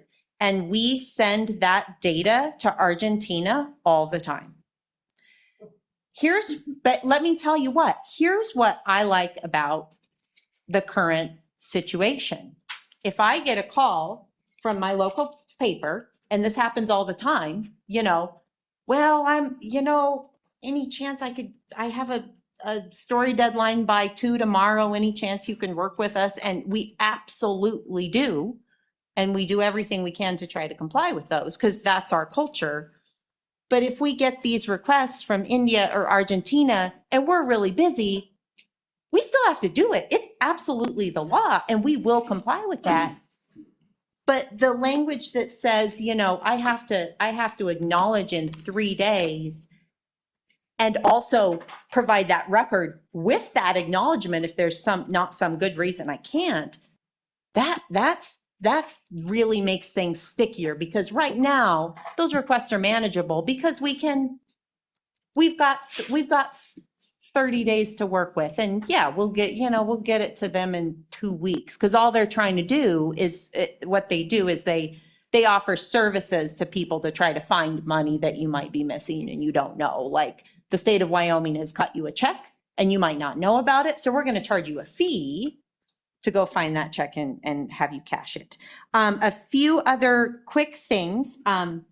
Nothing is more complimentary than having people trying to give you more work. So I appreciate It's because you're so efficient. Budsman. I mean it. It's a compliment when people try to make you do more stuff. But I too would maybe question if the state auditor is the right person. I was trying to think of any other executive branch agency that has the authority to sanction people for fees. So I would offer any creative solutions to that. And maybe, my mind, I think she thought of Department of Audit. My mind went to the Office of Administrative Hearings. Because the tricky thing, and I wouldn't speak for Department of Audit, and he's probably just as surprised and flattered as I am, that you might want to gift me with this responsibility. But the one thing I would ask is, I have no idea how to run a hearing, and I don't have anybody in my agency that would have that expertise. I don't have a position. I don't have a designated attorney position. If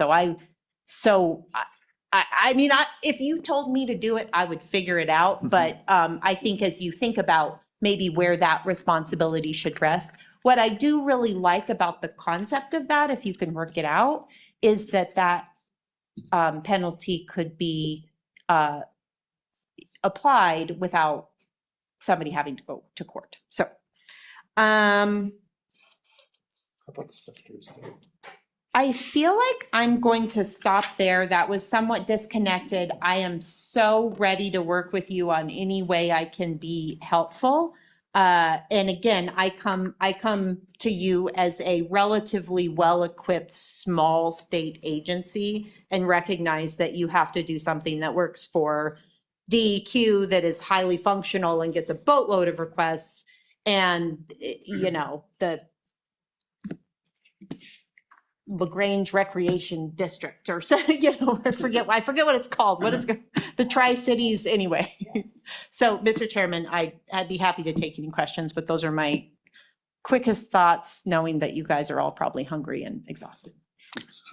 Yes, Representative Brown. Thank you, Mr. Chairman. Christie, thank you for being here. You said you had 52 requests. Could you tell me, of those, do you have any idea how many of those took 10 days or less? Mr. Chairman? Yes, Auditor. Representative Brown, I did not pull that data. I can tell you that, hazarding a guess, gosh, I would bet you they're almost all under 2 weeks. I would have to really pull data about the 10 days. And again, any that have gone over that 10 days are either going to be very, very large, or it was a busy week and it was a request from who knows where for uncashed checks. My one other maybe cautionary tale, just for you all to chew on as you think about this. I don't know how to feel about saying you have to be in Wyoming, or it has to be altruistic and not for profit. First off, I think then you have these, I'm adding them up. I'm thinking there's about 1,000 entities that have to comply with this law, if not more. You have those folks trying to ascertain if a request is for profit or not, or if it's coming from a citizen or not, which I think you would get a lot of different results there, people making those judgment calls. And the other thing I would assert is we get a few out of state ones, and I'll use this is a great example. We get one request each year from American Transparency, who is based in Florida. They ask for all state employee salaries. It's super easy to provide. And I know they do great transparency work nationwide. So I don't want to tell her, and it's the same sweet little gal who requests it each year. I don't want to tell her, no, you're going to have to come into my office and inspect it, because that's so again, honestly, the 30 days for everything isn't actually working too bad, but just food for thought. All right. Any other questions? Well, we very much appreciate you taking time out to come and give testimony. Yes, thank you. True delight, thank you.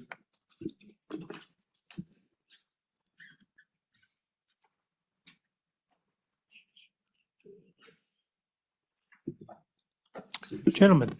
Good afternoon, Mr. Chairman, members of the committee. Jeremiah Riemann here on behalf of Wyoming County Commissioners. Keep my comments brief. We don't have a position quite yet on this bill. A little hard when it comes out on a Friday for me to get that from our members, given our process. I do want to say we always stand to be a resource to the ombudsman, to you, to the public, if you are encountering issues. Now, of course, I've got to vet that and sort of understand the issue myself, but we want to ensure that counties and county commissioners are compliant with our public records, public meetings, laws, et cetera. And we'll continue to work with stakeholders on this particular issue. I did want to talk just quickly about two timeline pieces that come to my mind in this conversation. The first, you heard this consulting of attorneys, sort of in the vein of counties or others might use that as a vehicle to shelter records. I want to just point out that there are two sides to our public records laws. There's the part that compels us to provide those records publicly.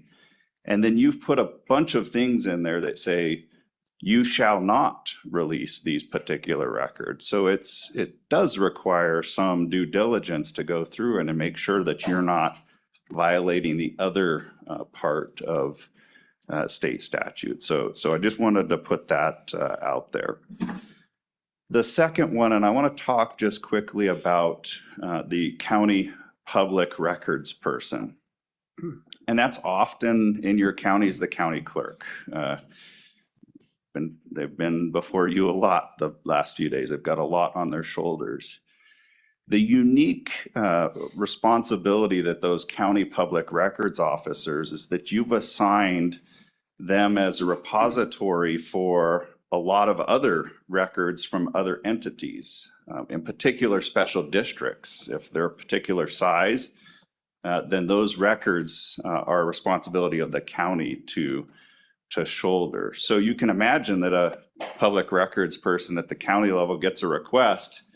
They know their normal job and where all the boxes are for county records, but now they might have to go and find some file from a special district and start through that process. And that takes some time. They don't know where that information is. It's not their business. That's somebody else's business that they're responsible for. So I do point out that those timelines do mean something in that particular instance. I also think that as we talk about this public records, public transparency issue, let's not forget that we had a number of newspapers this year that abruptly closed. And my members were stuck in a vulnerable position of how do we comply with the laws that are on the book. I will say we had a good working relationship with the Press Association, and Mr. Bonner and I and others got on the phone to try and figure out how we could provide good information back to those counties, what resources existed out there. And thankfully, those newspapers are back up and running. But there may be some value in going and looking at our particular statutes around, newspapers of general circulation. What does that mean? And there are probably some other terminology that I'm not well versed in, but there is a broader issue that we might want to take a look at here. Senator Dockstader, I think your question is good. What can we support in this legislation? I don't know that we would have a whole lot of issue relative to the uniform fee language that's in here.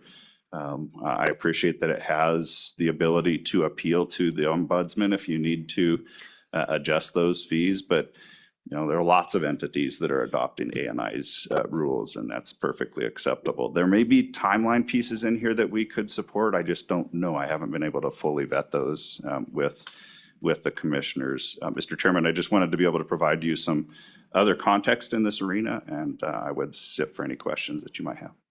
Any questions from the committee? All right, thank you.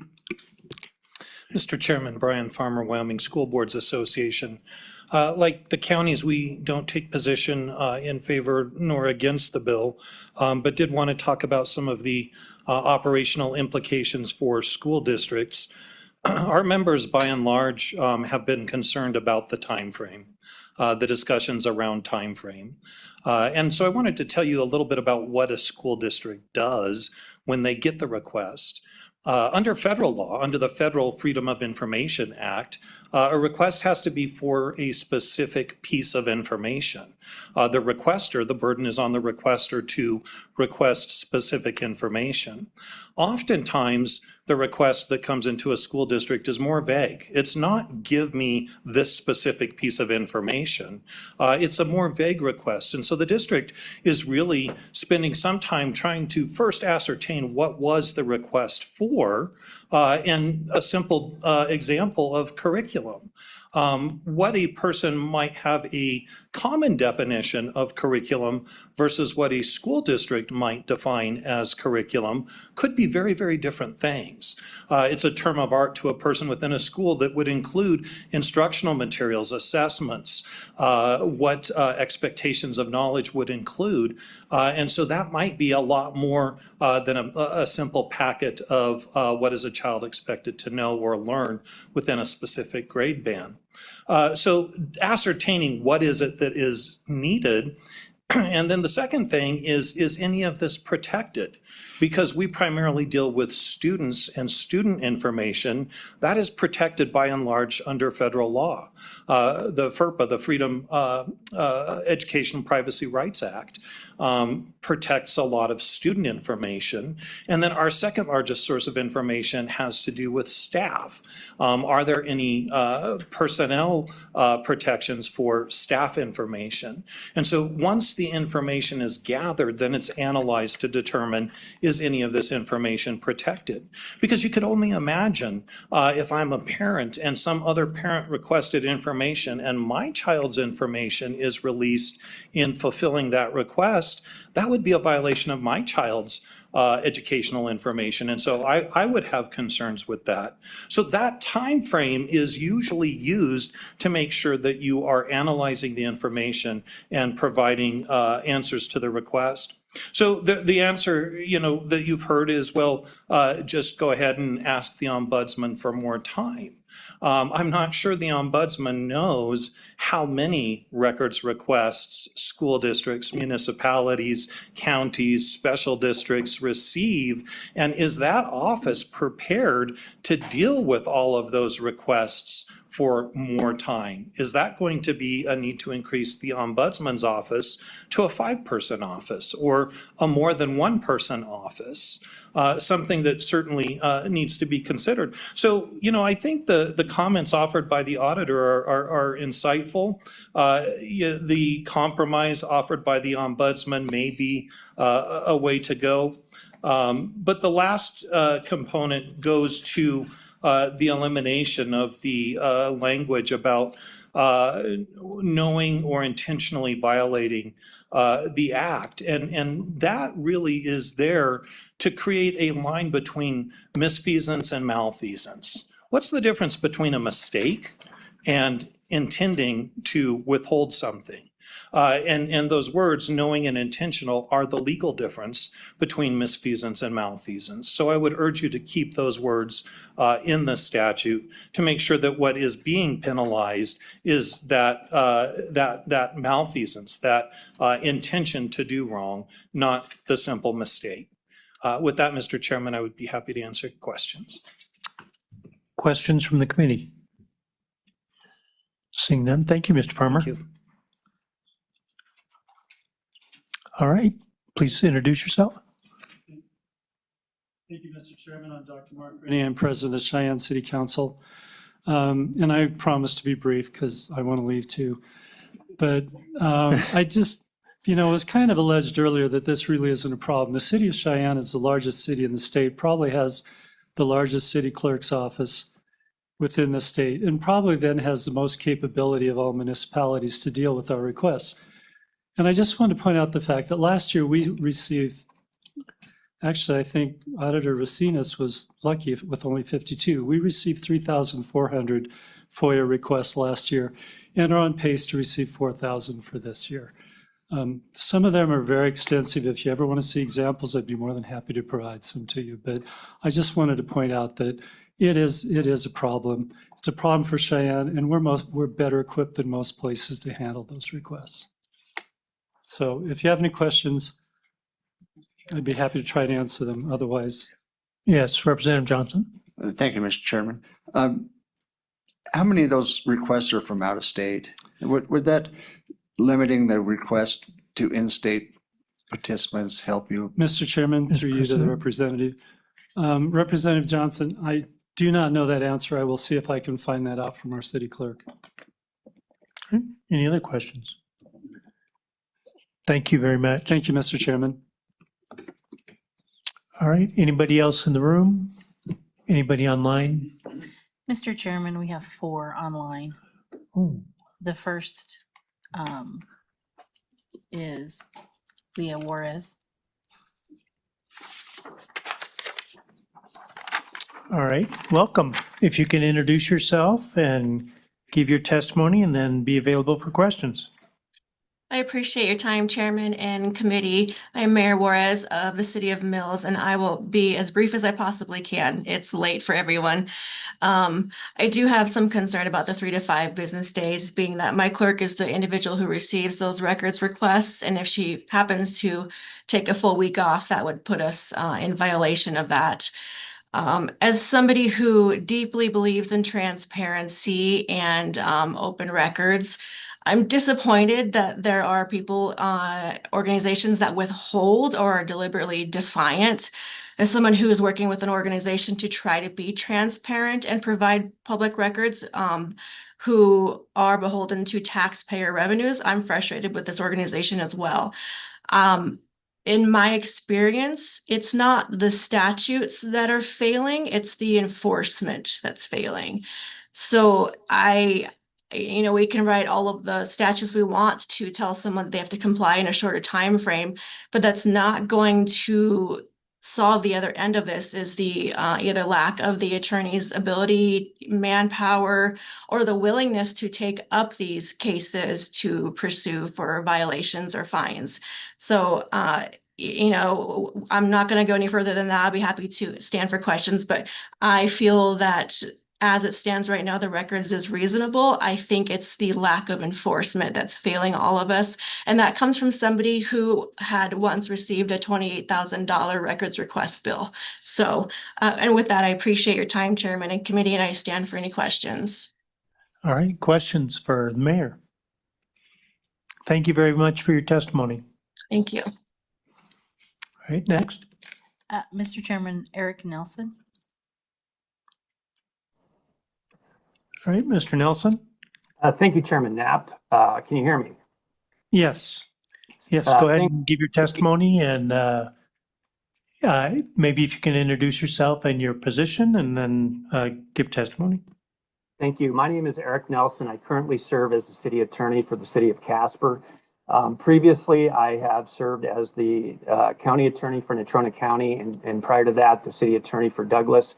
I have spent 15 years of my career counseling city clerks and county clerks and other department heads regarding public records request issues.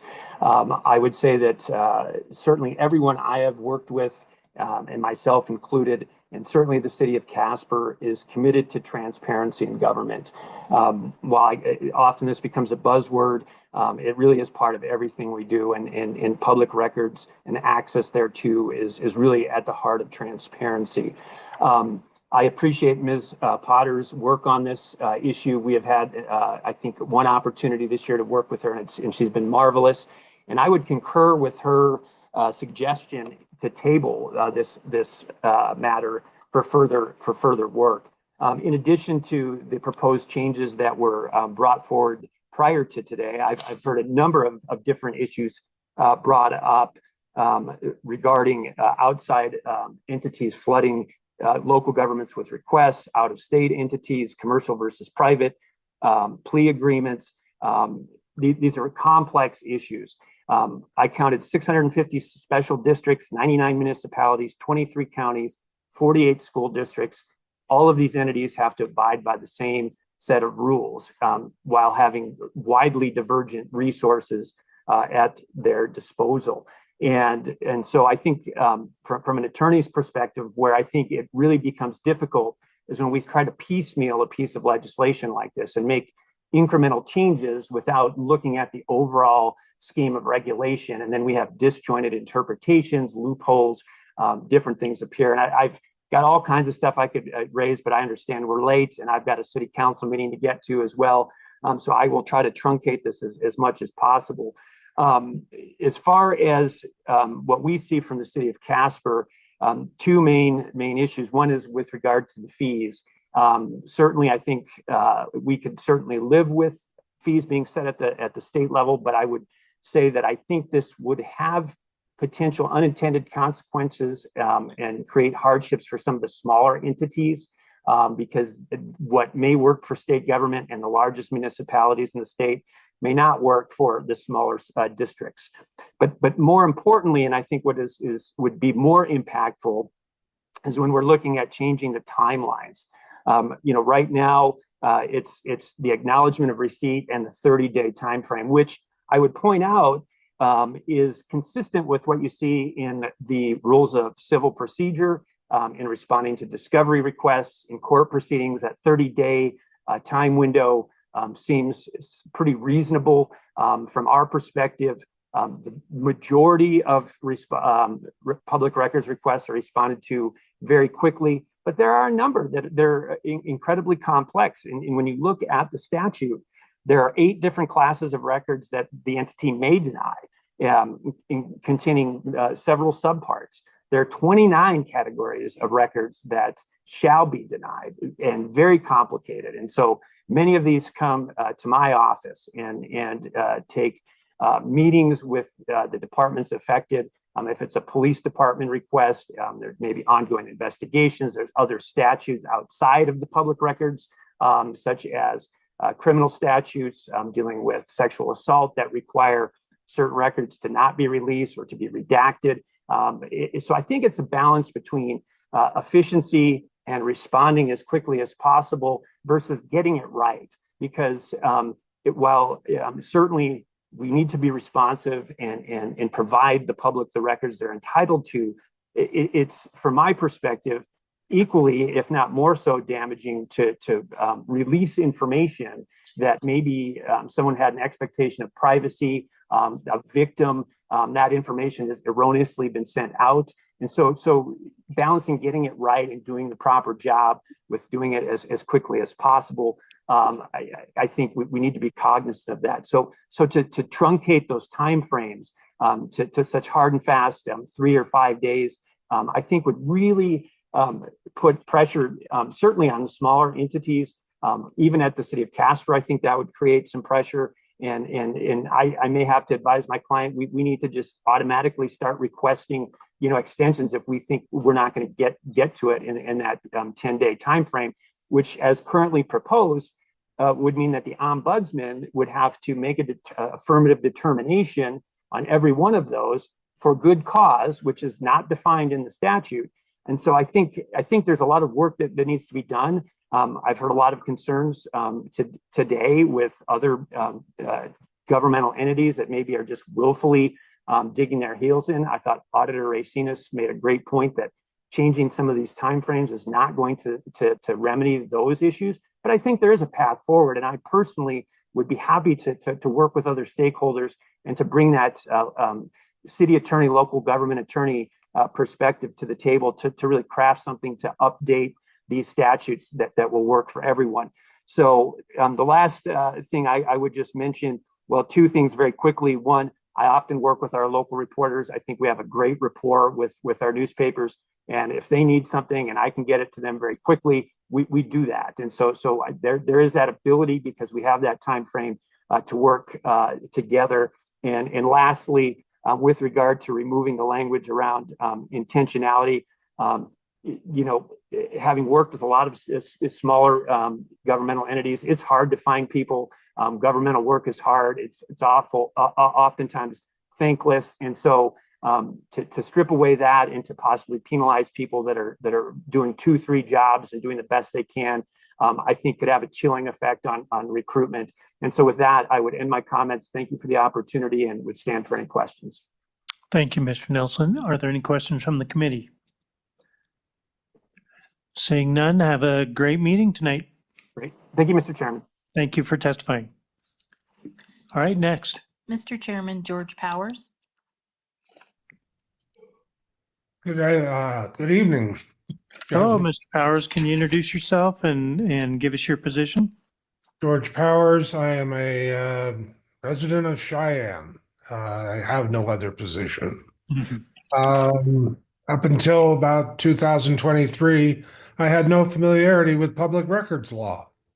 However, that was the year that my friend Roger McDaniel and I initiated a lawsuit against the Department of Education, the then serving superintendent of public education, and a member of the staff at that department. And we got a very good lesson in how the public records law functions, and ultimately led to a judgment by Judge Sharp here in the First Judicial District, which, as far as I know, is the first case to award both penalties and damages in a public record dispute. I'm going to also try to be very brief because I appreciate that we've all been here long. First things first, with regard to the proposed legislation 26 LSO 0051, in the form that was originally prepared, I am in support of that bill, and I would like to see this committee move that bill forward. I think it does a number of really good things. First of all, it I think provides additional direction to the ombudsman and defining the role of the ombudsman in terms of her ability to collaborate and negotiate time and scope of requests, which I think would be helpful to all in the long run. I also appreciate the idea of empowering the ombudsman to initiate enforcement actions. I think that's critical, and will be of great assistance, particularly to private citizens who find themselves dealing with recalcitrant agencies.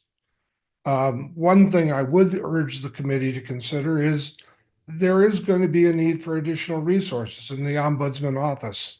We're asking Ms. Potter to do an awful lot, and she's going to need help. I'm not so fond of the amendments that were recently issued, and I would take exception with the amendments to page 4, line 21, 22, and 23. These are the amendments to remove the word attorney and insert the auditor.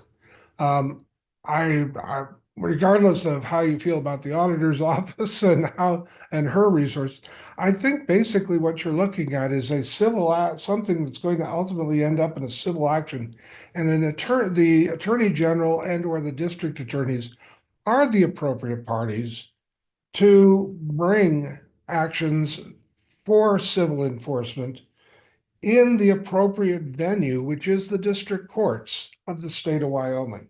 And so I think the original way that was drafted is better.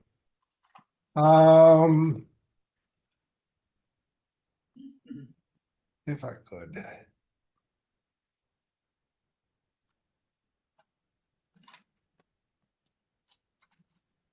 I'm really trying to skip through here. There's an amendment suggested for page 5, line 9, and then also lines 10 through 21. This deals with the fees. And I think I like the way it was drafted initially because the Department of Administration and Information has developed a well-recognized and well-known set of rules for determining fees for copies of documents when they are provided. And I like the way that was done in the initial proposal because it gives you a uniformity which addresses some of the concerns that I have read about and which I believe you've heard about, where agencies can manipulate and or develop fee structures that defeat public access by simply making it too onerous. Now, the way this bill was originally drafted, if in an appropriate case, the ombudsman can give the agency relief if they need additional resources that may be in excess of the fee structure that they have in place. And that's fine. It does provide that it would require them to bear the burden of proof to show that they have the actual need for that. But that's perhaps the cost of doing business and the cost of doing the public's business. The last comment I have has to do with there's a staff comment that got tagged onto the end here, suggesting that perhaps you could do away with page 6, lines 2 through 8, which essentially are the provisions relating to 16.4.205, the penalties and remedies provision. If that was adopted, you would essentially do away with that provision, and I think that would be a real mistake. That provision was helpful and was where we ended up in our case with the Department of Education. In that case, damages were assessed, and also a penalty was assessed. And the other thing is that statute creates a private cause of action that allows individuals such as myself and Roger McDaniel, my cohort, to bring this case, not dependent upon on a public attorney's decision to support us. We had the authority and the ability as individuals to go to the court and to seek appropriate remedies where we were in a case that dealt with a deliberate, intentional, knowing violation of the law.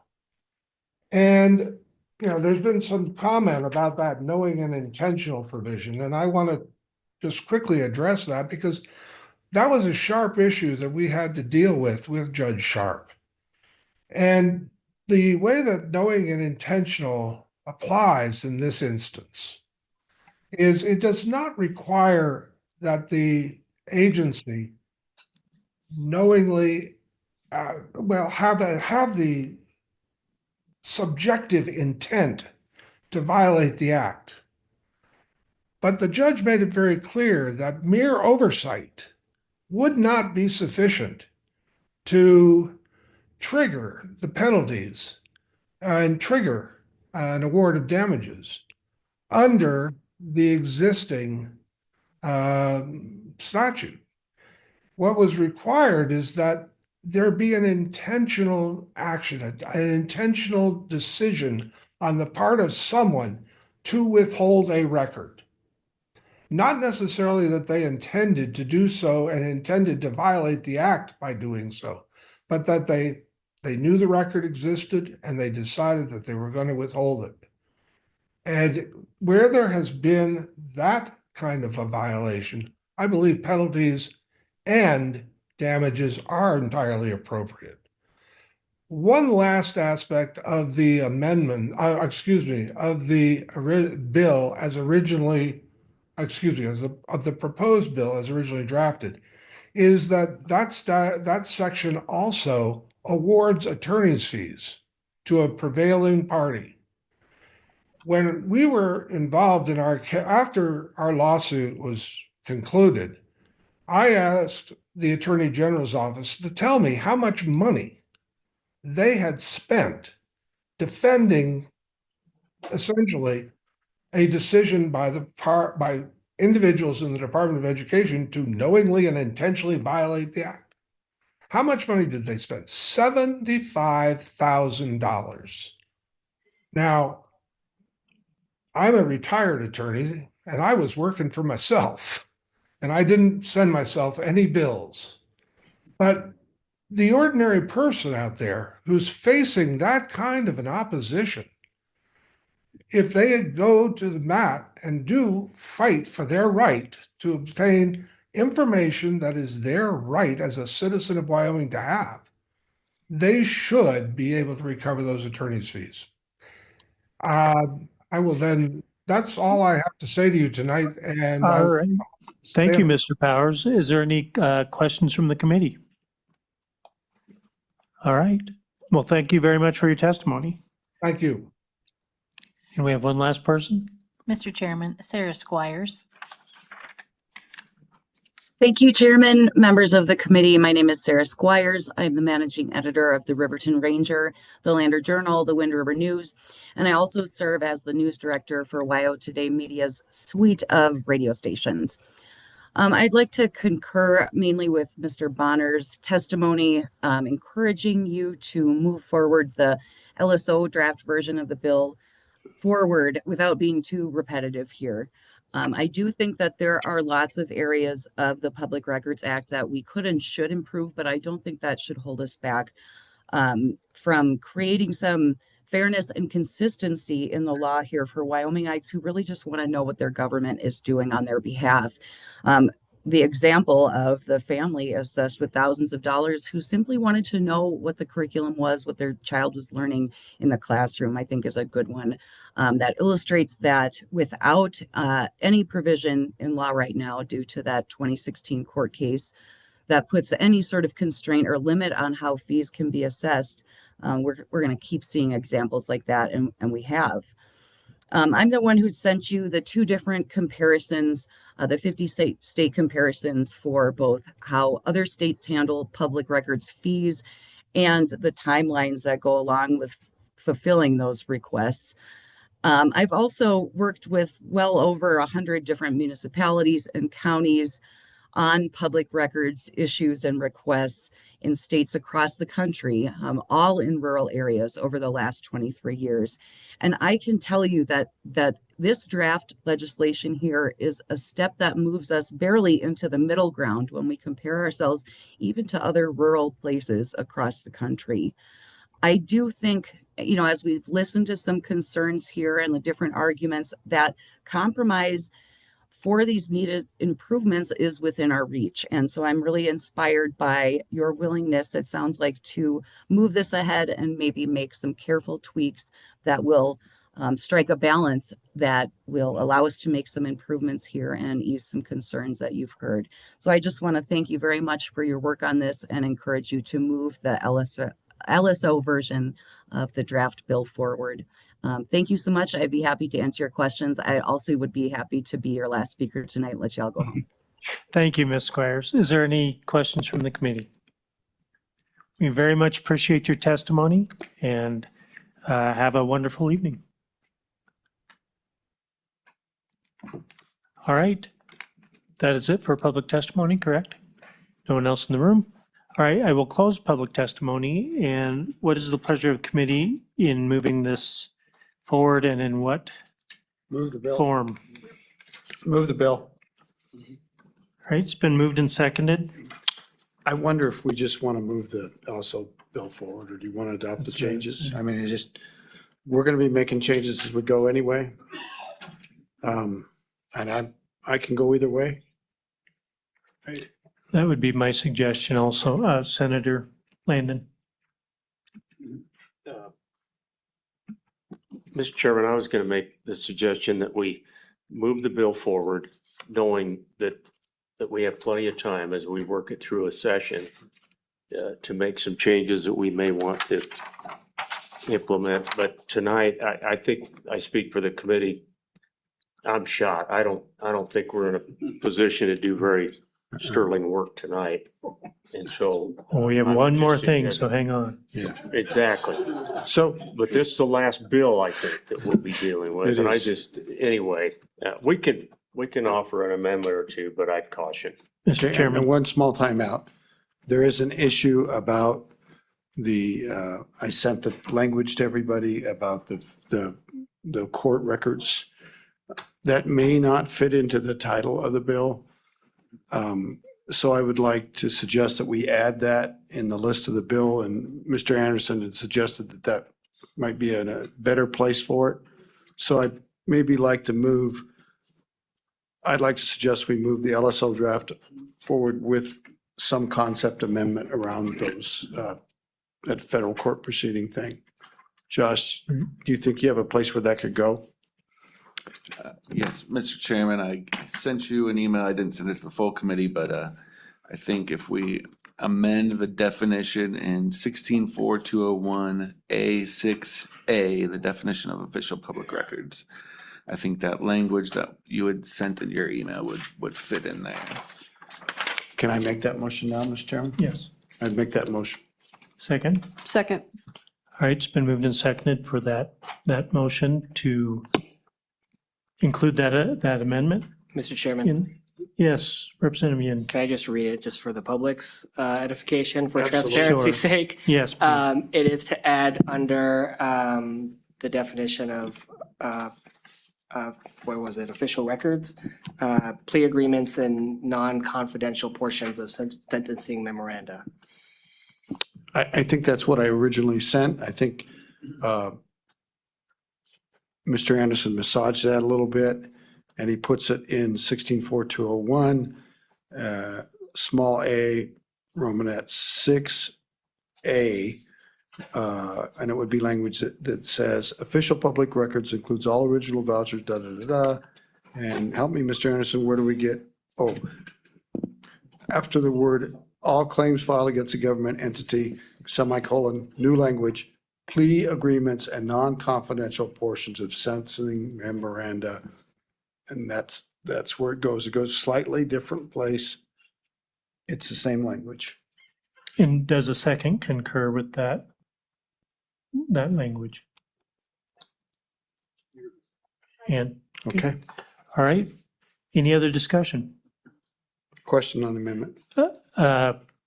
All those in favor of that amendment, please signify by saying aye. Aye. All those opposed, no. Back to the bill. Let's just do the roll. All right. Mr. Chairman? Yes, I Senator think Oxton. I think we start the process, and that's where we're headed now, and work with our local governments, which we already started, work with those who have an interest in access to public records, but at least get things underway. And I need to declare that I'm associated with a media company that does both. Biggest conflict in the world. Does both radio and paper, but I feel that the issue of public records is a bigger a bigger picture, so I'll be voting on it. But I needed to make that declaration. All right, thank you, Senator. Yes, Mr. Chairman, Senator Landon. I just want to help everyone know I've got some real concerns about provisions in this bill. And if we don't get some things changed during the session, I maybe very likely will not support the bill. But tonight I'm moving it just so that we have a vehicle. I don't like the timeframes, for example. I don't think they work, but I'm willing to push this bill forward just so we can work it during the session. All right, any other comments? All right, please take roll call. This is a roll call to sponsor 26 LSO 51 Public Records Act revision as amended. Senator Boner excused. Senator Dockstader. Aye. Senator Landon. Aye. Senator Steinmetz. Aye. Representative Brown. Aye. Representative Heft. Aye. Representative Johnson. Aye. Representative Locke. Aye. Representative Lucas. Aye. Representative Webb. Aye. Representative Weber. Aye. Representative Yen. Aye. Co-Chairman Case. Aye. Chairman Knapp. Aye. 13 aye. All right, Mr. Chairman, yes, Mr. Chairman. we recently received an email from Ms. Harpstreet with the Wyoming Association of Municipalities saying that they were cut out of various meetings. I don't understand the context of that. I think we announced publicly that the ombudsman was about the working group, so I want to know if there are any concerns about the working group not being public, and did I misunderstand something? Okay, I've misunderstood something. I retract any concerns. Is apparently concerned in a different area. A private meeting not involving the working group or the legislature. Just making that clear for the public. It didn't have anything to do with the work of the working group, the committee. It was some other private meeting. Okay, thank you, Ms. Harpstreet, for clearing that up. With that, we got one more thing. All right, reapportionment subcommittee report update. Director Olbrich.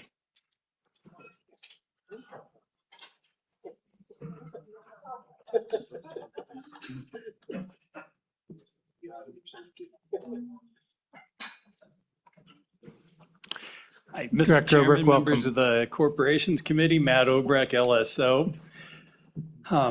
2025 Senate File 174 directed Management Council to appoint a committee of the legislature to review the apportionment of the Wyoming legislature.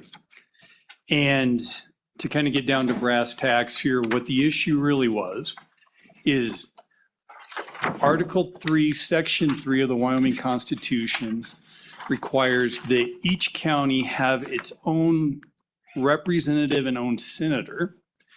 But the problem with that is that the federal courts, starting in 1964,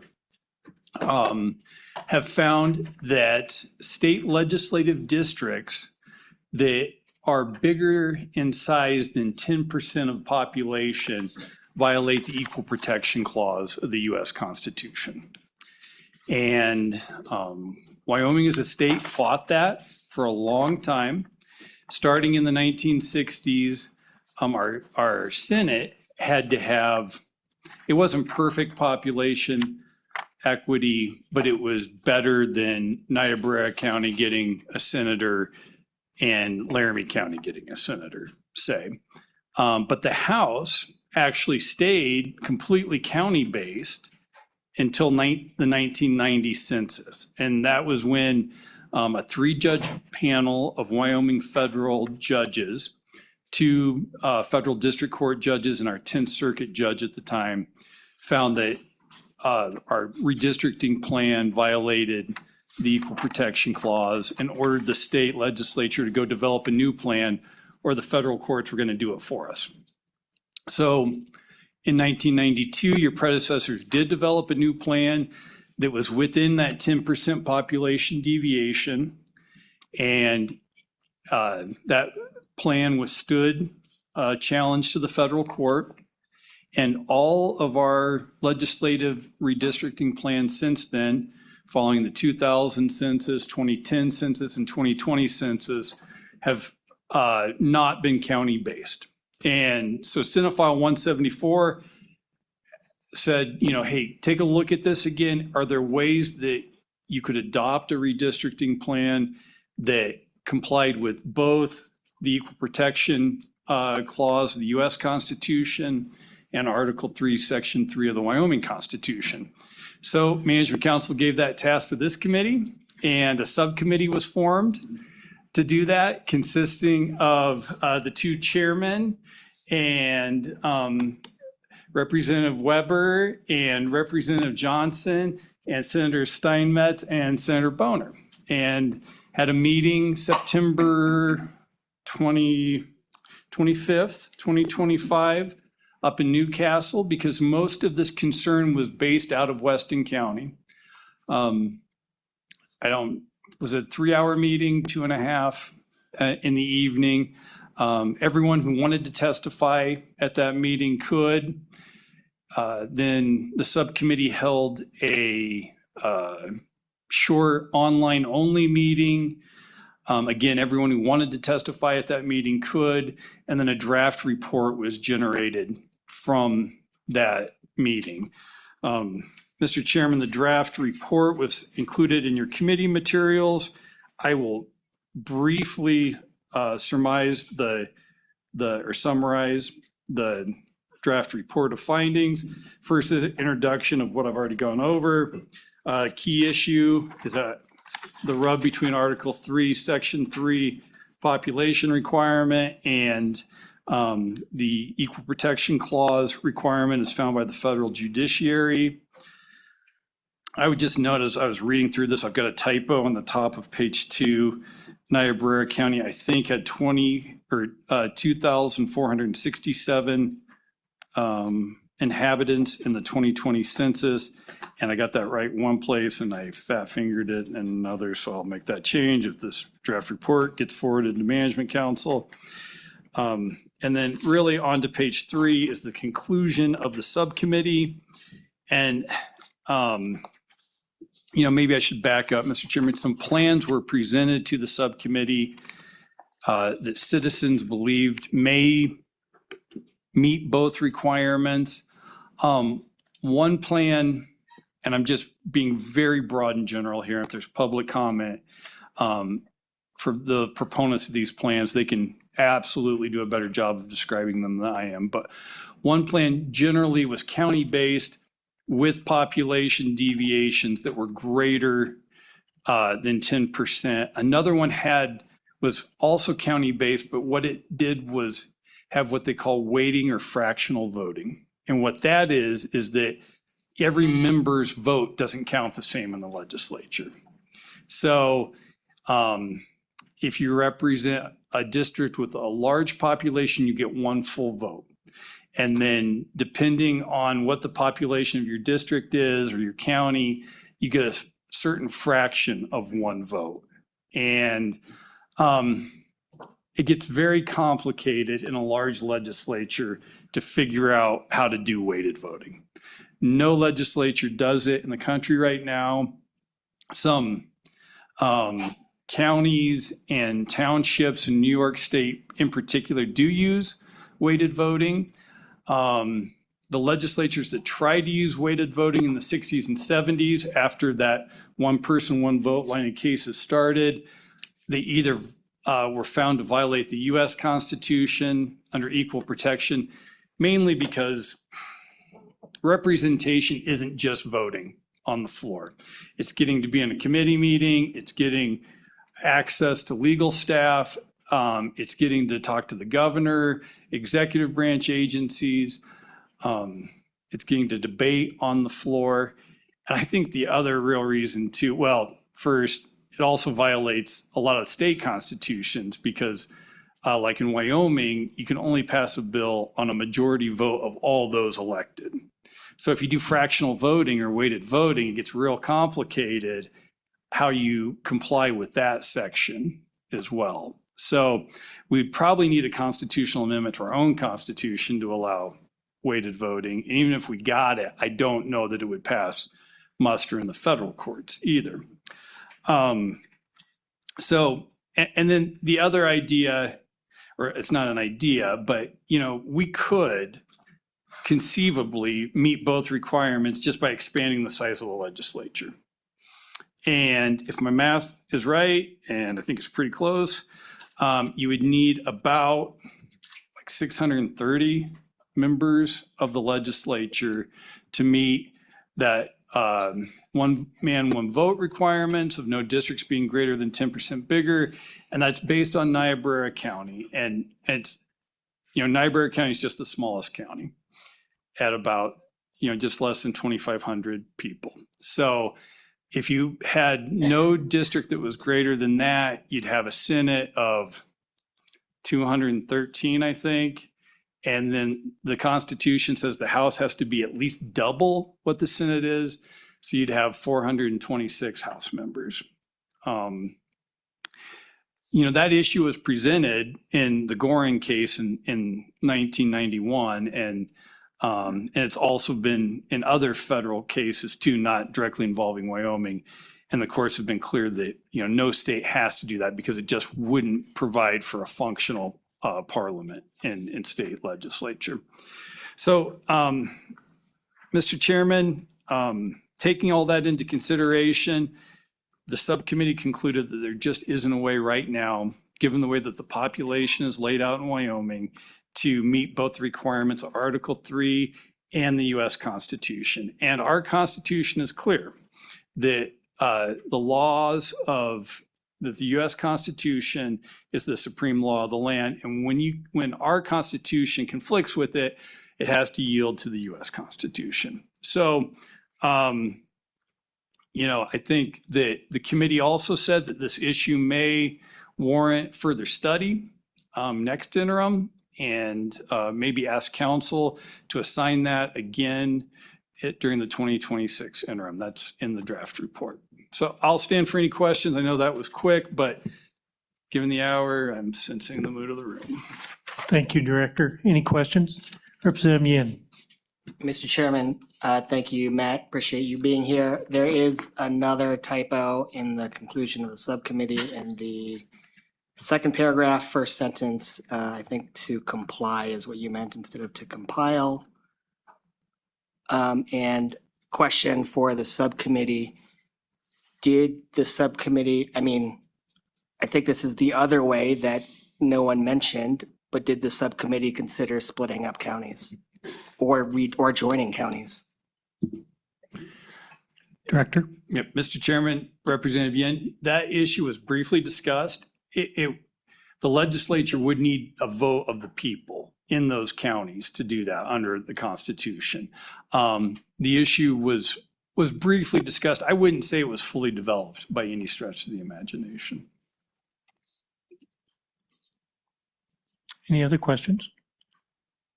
Mr. Chairman. Mr. Chairman. I want to thank the people of Weston County. I want to thank the subcommittee, and I particularly want to thank Director Obrecht and our staff. Thank you, Heather, for supporting this effort.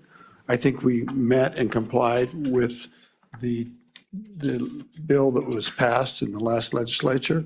There were two different bills that kind of did the same thing, and I think we met and we did comply with it. I know that people aren't happy. There are people that say things like, oh, you're violating the Constitution, but it is the court's direction to the legislature that we may disregard that section of the Wyoming Constitution. And if you believe in judicial review and this is where we have come down. The word may is used instead of shall is because there is a theoretically possibility that we could have a 600-person legislature and make this all work out. Well, that likely is not going to happen, even though we could probably afford it. And there are states like New Hampshire that adopt a model very close to that, although their Senate is quite different. So I commend all the members. I think they were diligent in their task. People of Weston County, they were diligent. They were welcoming, and we appreciate the discussion we had. I should leave it at that, but with respect to what further work we can do, I supported moving the report to the committee for full disclosure. I don't see where there's room there's a way to assign this and keep it active. And I understand people have their reasons to do that, but we could look at it again next year. We're not going to come up with any different conclusions. And we have been looking at this virtually every 10 years since the beginning. And so I'm not as supportive, and I would suggest that we modify the last and put this to bed as far as we are officially concerned about, and not have that open-ended last paragraph that talks about further work next interim. You know, I'll sit on my lumps on that, and I don't mean to derail it. I'm very proud of the work of the committee, and I think we addressed the issue. Thank you, Mr. Co-Chair. Any other comments? Yes, Representative Weber. Thank you. The subcommittee took on, we listened to a lot of comments and concerns from the people in Weston County. It was very eye-opening, and yes, when we started talking about the county lines being adjusted, I did not get the feeling, nor did I see any affirmative or yes, they wanted to do that, and nobody had responded in a way to make me think that that was a possibility. And also, I did not get the impression that they wanted to stop this discussion. I feel like the committee, as well as all of the people that were in Weston County, still wanted this to go forward. That's my comment, and I would hope that we would still take a look at this to exhaust absolutely every effort possible. Thank you. All right, thank you. Senator Simons. Thank you, Mr. Chairman, and I would concur with those comments. And, you know, the other thing that they asked us to look at is because one of their main considerations is to be compliant with the Constitution. So the other thing we didn't discuss is if we want to amend the Constitution to reflect what we're doing now. And I think that's worth discussion as well, just so that we've exhausted every possible avenue, as well as I sent some comments to the director of something we might explore, but he and I need to talk about that further before we present anything. So thank you, Mr. Thank you, Chairman. Senator. Mr. Chairman? Yes, Senator Landon. Mr. Chairman, I don't recommend going to 650 members. We Oh. just finished this Capitol up, and I don't think we want to build wings onto this place. I recommended bunk desks. Yeah. Would be, You know, I won't push this any farther. I will comment on the issue of changing the Wyoming Constitution. That's a dangerous course, because we could propose an amendment to the Constitution that would perhaps reaffirm, or let's say we propose an amendment to eliminate the requirement in the Wyoming Constitution that is written in the words that say that each county gets one senator and one representative. Suppose our constitutional amendment is to take that out. What if people don't pass that? It's very hard to pass something, and that is, what if they say no? Where are we with that? And I don't see that that resolves anything. And so that is my issue with that one. But I've had my chance to voice my objections. You were all so gracious. I'm happy that if we just have a motion to approve the report Representative Yang. with those changes, the typos. Mr. Chairman, thank you. So members, we've been asked many times to be fiscally responsible. I do want to bring that up. And I voted for the bill. I thought it was worth hearing them out, seeing what options were possible. But I think dragging it on, if no one can see a path forward, is a little irresponsible, frankly. When we're asking everyone else to cut back, but for us to repeat the same thing over and over again, doesn't seem like the reasonable thing to do. And again, I voted for the bill. I think it was worth hearing them out. I don't want to go into a cycle where we're going to have a committee that runs every single year to determine that we can't do anything. And, yes, Representative Johnson. Yeah, thank you, Mr. Chairman. I'm sorry I missed that last meeting. I had, my first job as a grandfather is to take care of my grandson who had a meltdown at school. So I missed that meeting, but I did have a few interesting ways to do this and just throw it out there. One was to allow Niobrara to melt into Weston County and then have 2 senators per county, and then have the representatives as county lines and not have them split up across county lines. So it's somewhat workable, but it would be a lot long-lived. I don't know what Niobrara and Weston think of that, but there you go. I think they love each other. They would probably just love that. And my advice would be to accept the report, but to leave open those options, like Senator Steinmetz said, of either constitutional change or boundary change. So with that, is there any public comment on the report? We have a couple here.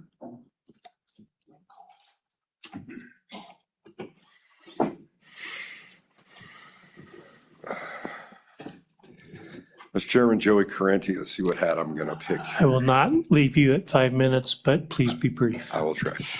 I'm actually the former chairman of the Wyoming Republican Party Redistricting Committee. It's where I started with some of the members of this committee, and we've gone many, many years longer than this committee did their subcommittee. I appreciate the work. I had some questions. I'm also sorry I missed the last meeting.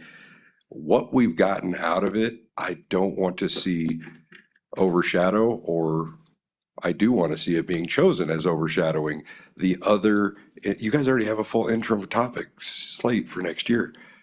Subcommittees, studies. I would ask that if it has to do with elections, pick one to really focus on next interim. Is it going to be the Title 22 or is it going to be redistricting?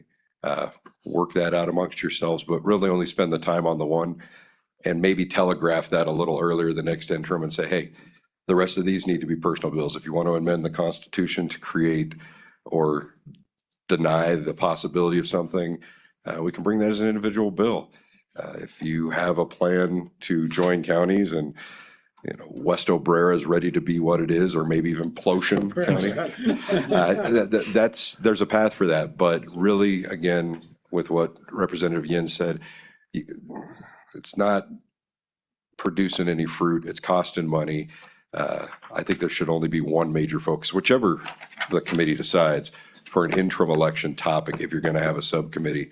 Otherwise, you're going to do all that work again. And like Chairman Case says, what if the people in the end just say no? Or you're going into a general session again with 650 bills plus these good ideas plus a subcommittee's topic, and try to harness the focus of any special work of this committee next interim. And with that, I'll stand for any questions. Thank you. Any questions from the committee? All right, thank you very much. Thank you, committee. Marguerite Herman here for the League of Women Voters, and I did appreciate the opportunity to testify on the process as it played out. So I'll try not just to repeat that. Congratulate you. I opposed the bill, decided to go forward and really lay out in absolute terms what you knew, what you didn't know, what was practical, and you did that. And I think you did it very well, very clearly, with ample input from all parties involved. So I think that job is done and completed. I also would support rewriting the last paragraph, just put a period at the end of the process and say, this study was done and this was our finding. And that if someone later wants to reopen the idea about redrawing counties, because when we were a state, I think we had between 10 and 15 counties. So the counties are not a permanent fixture. That can be changed. And I think Sarah Gorin testified at the last meeting that actually the current constitutional language is complied with as it is written, as it is understood. So that's, but I'm just saying any further action is a new start. A new action is not an extension of this. It is impractical. I kind of agree with Representative Yin that you did an earnest effort and completely, and I congratulate you for that. And you're right, you know, the outcome wasn't what people wanted, but it was a true outcome and it was a practical outcome. And I think just a period at the end of that, and then later if people want to take it up and do something else, then so be it. But I would put some finality to this. I think you did complete the work and that should be recognized. Ms. Herman, thank you. Is there any questions? No? Okay, thank you very much. Is there anybody online? Mr. Chairman, there's no one online. Okay, I will close public testimony on this and entertain a motion to accept the report. So moved. It's moved and seconded to accept the report of the subcommittee. Let's fix the typos and Senator Mr. Chairman, Landon. that's exactly what I was going to say. Fix the typos. And I wonder if it would be a friendly amendment to put some finality on that final paragraph, as was suggested by several. I would second that. And I'd like to see us do that. The report is the report. It didn't keep us from doing something next year if we decide to do something. Let's But it just, doesn't compel us to. let's do the typos first and then just do that as a separate Right. amendment. All right, for the typos amendment, all those signify by saying aye. Aye for All the those opposed? typos. Yes. No? That carries. All right, second amendment is, make it clear. Mr. Chairman, thank you. Just finality on the final paragraph to just say this was the finding of the subcommittee. Like I said, it doesn't keep us from doing anything next year. We can still decide to take something up if that's the will of the committee, but it doesn't compel us to in language that we adopted on a motion tonight. So I just think it would serve us well to put finality on that paragraph. And is there a second to that motion? I second it. Okay. I said I wouldn't first it, but I did second it. Moved and seconded. Any discussion? All right, all those in favor of the motion signify by saying aye. Aye. All those opposed? No. Let's do a by hand. All those in favor of the motion, please raise your hand. All those opposed to the motion? That motion does not carry. Okay, back to just the acceptance of the report. Any discussion? I think a voice vote is appropriate. Okay, all those in favor of accepting the report, please signify by saying aye. Aye. All those opposed? All right, motion carries. Committee, very good work during the interim. It's been a pleasure. I want to thank all Staff of as you. well, thank you very much. You don't have to drive very far tonight, luckily. But for the rest of us, good 2 days of long meetings, and please drive safe going home. Amen. Thank you, everybody. What a great year. Thank you very much. Safe travel, sir. Thank you. You